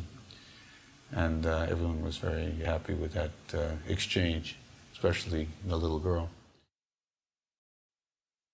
Srila Prabhupada is ushered into the temple room, small temple room, and he's surrounded by GBCs, and then the rest of the men came in. And it was so small that the ladies couldn't even come inside. There was one window on the side of the room, and their noses are pressed against the window, trying to see, at least see Srila Prabhupada, and Prabhupada's about to speak. And then Prabhupada notices them in the window, and Prabhupada says, you have to make room for them. They want to hear. I remember that. They want to hear. So he insists that all the leaders and then the rest of the men squeeze in closer to him so all the ladies can come in and hear. And it just struck me how he did that, because Prabhupada was always very attentive to everything that was going on. And he saw them, how eager they were, and he just immediately, you have to make room for them. They want to hear. For Srimad Bhagavatam class, Prabhupada was reading from the story of Ajamila. He had somebody else recite the verse in purport, and that devotee said, then Ajamila cried out 3 times very loudly, Narayana, Narayana, Narayana. Prabhupada said, have I said 3 times? It is not 3 times. Once is sufficient. Then at the initiation, someone else had chosen the names for the initiates. So they'd call the person up by their regular name, and then Prabhupada would ask what was their new devotee name, and the devotee would read from the list. I think it was Brahmananda. And several times Prabhupada would change the name. They had mentioned some name, and Prabhupada said, what is this? He said, it's supposed to be Bhubrit, meaning one who carries the planets. This name you have chosen means one who carries a heavy load. He said, where did you get these names? That's my son Yudhishthira up there on the card. And Prabhupada joins us later on in the parade. It was a very long parade. And this year we're starting right in front of Independence Hall. We're going down Walnut Street and ending up at the Philadelphia Museum of Art. That year we started going out college preaching, taking Gaurnitai with us, so we thought we would bring them for Rath Yatra. They sort of hide Subhadra But by the next year, we had heard instructions that in the future that Gaur Nitai should be brought on a palanquin separately, but not to ride up on the cart with Lord Jagannath. After that, if we brought Gaur Nitai out, then we carried them in a palanquin separately. Srila and myself built this cart. We started about a year ahead of time because we knew Prabhupada was coming and we wanted to do something really, special. And we would just go to these demolition places that would tear down big commercial buildings. And Srila would just start going up to them and asking them to donate wood. And before you know it, we had these big, huge, long pieces of timber. Some of those beams were like 12 inches thick. I mean, they were huge pieces of wood. And so we just started building the cart based on what wood we had. No idea how big it was going to end up. And before you knew it, it was over 50 feet long. And then we had to come up with some idea for wheels because we had such a big frame. So then we went to some electrical companies and we got these big spools that they would wrap wire around them. And the biggest ones they had were 8 feet in diameter. Each wheel was 3 of these put together. And after we put them together, we rented this big industrial bandsaw. And they were so heavy, and Srila and I were cutting these scallop edges around the wheels to give it this design. And then after we made the scallop edges, we would get these oak 2x4s, and we made spokes. And we had one devotee, Jim Newsham. He was a welder, and he welded the hub. We put it all together. Anyway, Prabhupada really liked these wheels. At one point after the parade, he stood there watching the wheels for about 15-20 minutes. And he asked Rabindra who built these wheels. And so Rabindra told him, and then he said, these boys are descendants from the architects of heaven. He really loved those wheels. So then we built this big, dome to go on top of it, and then we're trying to think of different ways to decorate it, and we have some artists. Kim Murray was one of them, and some other devotees came out and painted all these beautiful designs. Padaraji, made this beautiful canopy, and they're, painting all these swans around the cart. And, the whole temple was just buzzing around like bees, thinking that Prabhupada's coming, and we really wanted to make this cart special. And then when we finally had it all together, Lieutenant Fensel came by, who was giving authority for parades, and when he saw this chariot and he saw the size of it, he said, "You're crazy." He says, "There's no way this is going to go down the streets of Philadelphia." And so we went over to him and we showed him, because we have a permit. We gave the sizes, when we applied for the permit.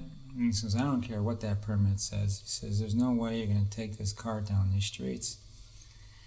So Srila and I tried to convince him, and then Rabindra came, and he tried to convince him. Finally, it was Rupanuga. He came, and very authoritative, like somehow or another, he convinced this Lieutenant Fensel that we could do it.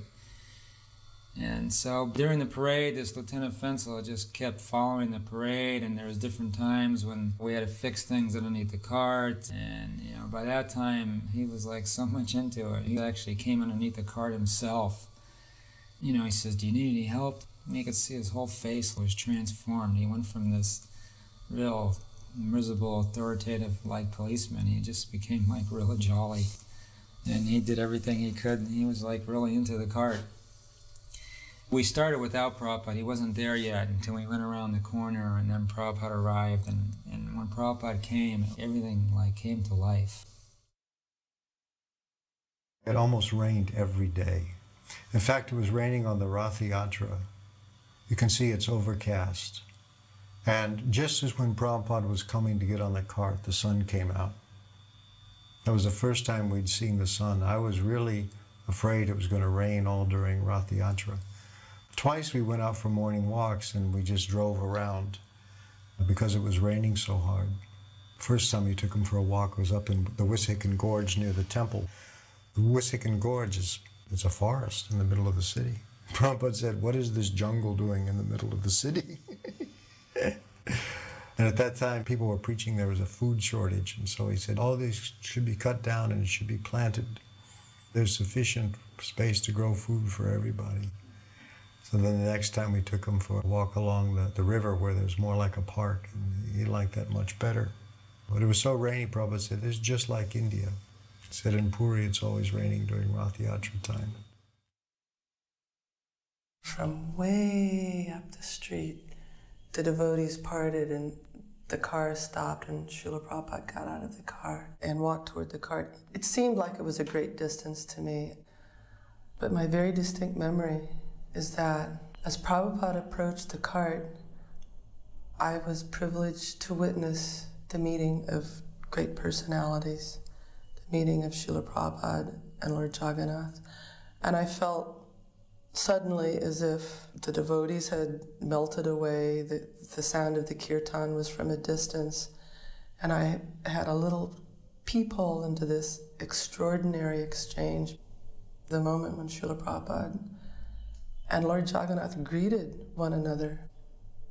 I was insignificant in that exchange. I was just a little ant with a little glimpse, and it was profound. It was bigger than any emotion I've ever experienced. It was beyond this material world. He offered his obeisances right on Walnut Street. My daughter said, this is the way she used to think, that street is so dirty, that's so moochy. How could Prabhupada put his head bow down on the moochy street? I know he looked at it first, and by his glance he purified it, and that cleansed it, and then he bowed down. That's what she figured it out really fast. I don't think Philadelphia had seen such a huge crowd of devotees ever when Prabhupada was there. Every time the car would stop for a while, Prabhupada's lap would fill up with money. People would come up, offer obeisances, and put donations in his lap. In the parade, I stationed myself right next to the wheel of the cart, right next to Prabhupada, and I had my son up on my shoulders. And I remember walking the whole parade, not leaving that wheel. And regularly, Prabhupada would look down, you know, like, and acknowledge our presence and smile at us, and my son dancing on my shoulders. And you could see Prabhupada was really, really happy. And then a few times he would throw flowers at us, and we would catch the flowers. And I remember at that time I thought Prabhupada looked really, really happy.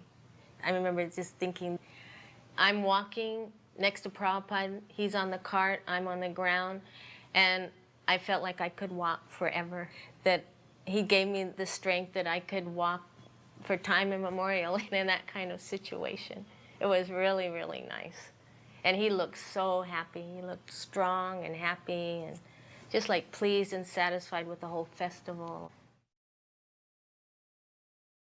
There's this fountain in front of the art museum, and there were bleachers constructed that were just for the bicentennial program. And these bleachers were just filled with people, looking like they were just sitting there waiting for the cart to come. And the parade route was for us to go around this fountain and then go to the back of the art museum. And we went around, and all the people in the bleachers were amazed. They were clapping, and some of them were standing up. And Prabhupada was so pleased that he instructed the people pulling the cart to take the cart around again. Those people in the bleachers were there for a whole completely another program, but by Krishna's arrangement, they got the most mercy. And I was steering the cart, so I was just a few feet away from him. So I was constantly just meditating on Prabhupada, and of course I didn't have a lot of association with Prabhupada, so it was very amazing to me just watching how graceful he was. Every move he made, every little eye movement that he made with such full attention, and it was so graceful. And there were some Christians there as we were in the parade. They had their loudspeakers and they were saying offensive things, and I was really getting agitated. And I looked at Prabhupada, he was totally undisturbed. He was just so happy to see all these people in front of Lord Jagannath, and I don't know, it just was so special watching Prabhupada. I couldn't understand him on the tapes, but whenever I read the Bhagavad Gita, the purports, it was almost as if I could just hear him, you know? That's why I studied the Gita so much, because when I would read the purports, I would hear Prabhupada. I just always felt like he was a special father to me.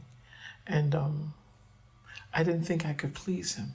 I guess that's the sad part of the thing, is I thought, I've been looking for something like this all my life, but the standard is so high, something special is going to have to help me. I didn't feel strong enough, and I didn't want to cheat him. I thought he was too special to join and cheat him. My older brother was already in the temple. I was coming all the time, and I told my mother that Srila Prabhupada was going to come. I said, I'd like you to come here. So she says, okay. And my mother's Christian. She came, so then my 5 sisters had to come with her. And I really valued my mother's opinion. She couldn't understand why my brother would leave his wife and children to join the movement. She says, I won't criticize your movement. I just can't understand how someone could leave their family responsibilities. She had faith that I would read the literature and that I would be very honest, you know. So after she listened to Prabhupada, I said, what do you think? And she says, I think he's a very saintly, humble man. She told me. So I was glad she liked Prabhupada.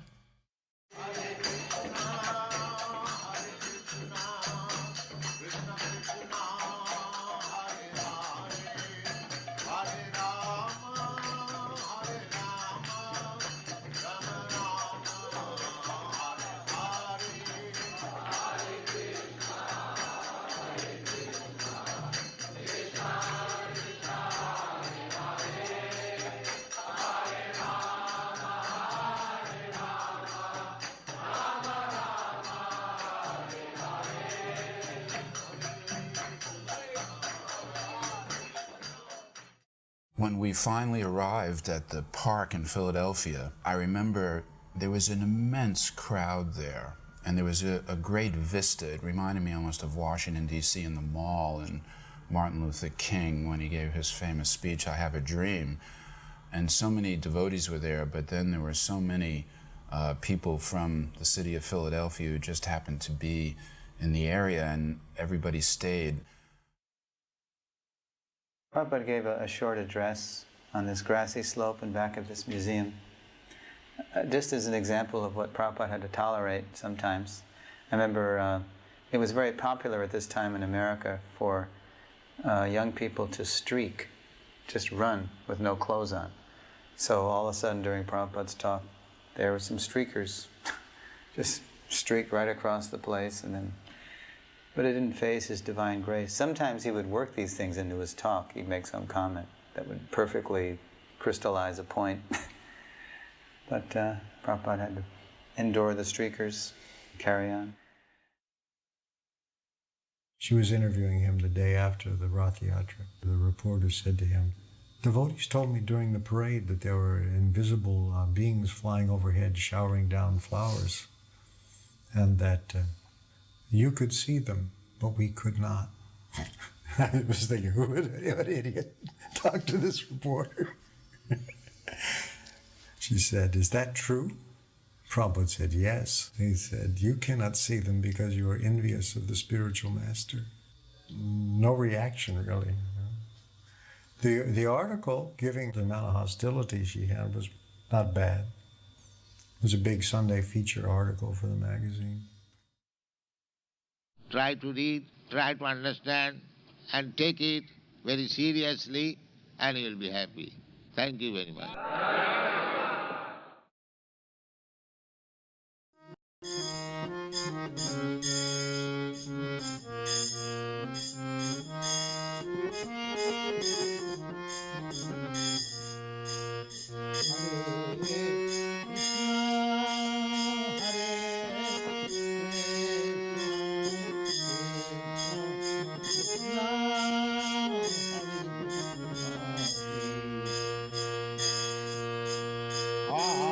Hare Krishna, Hare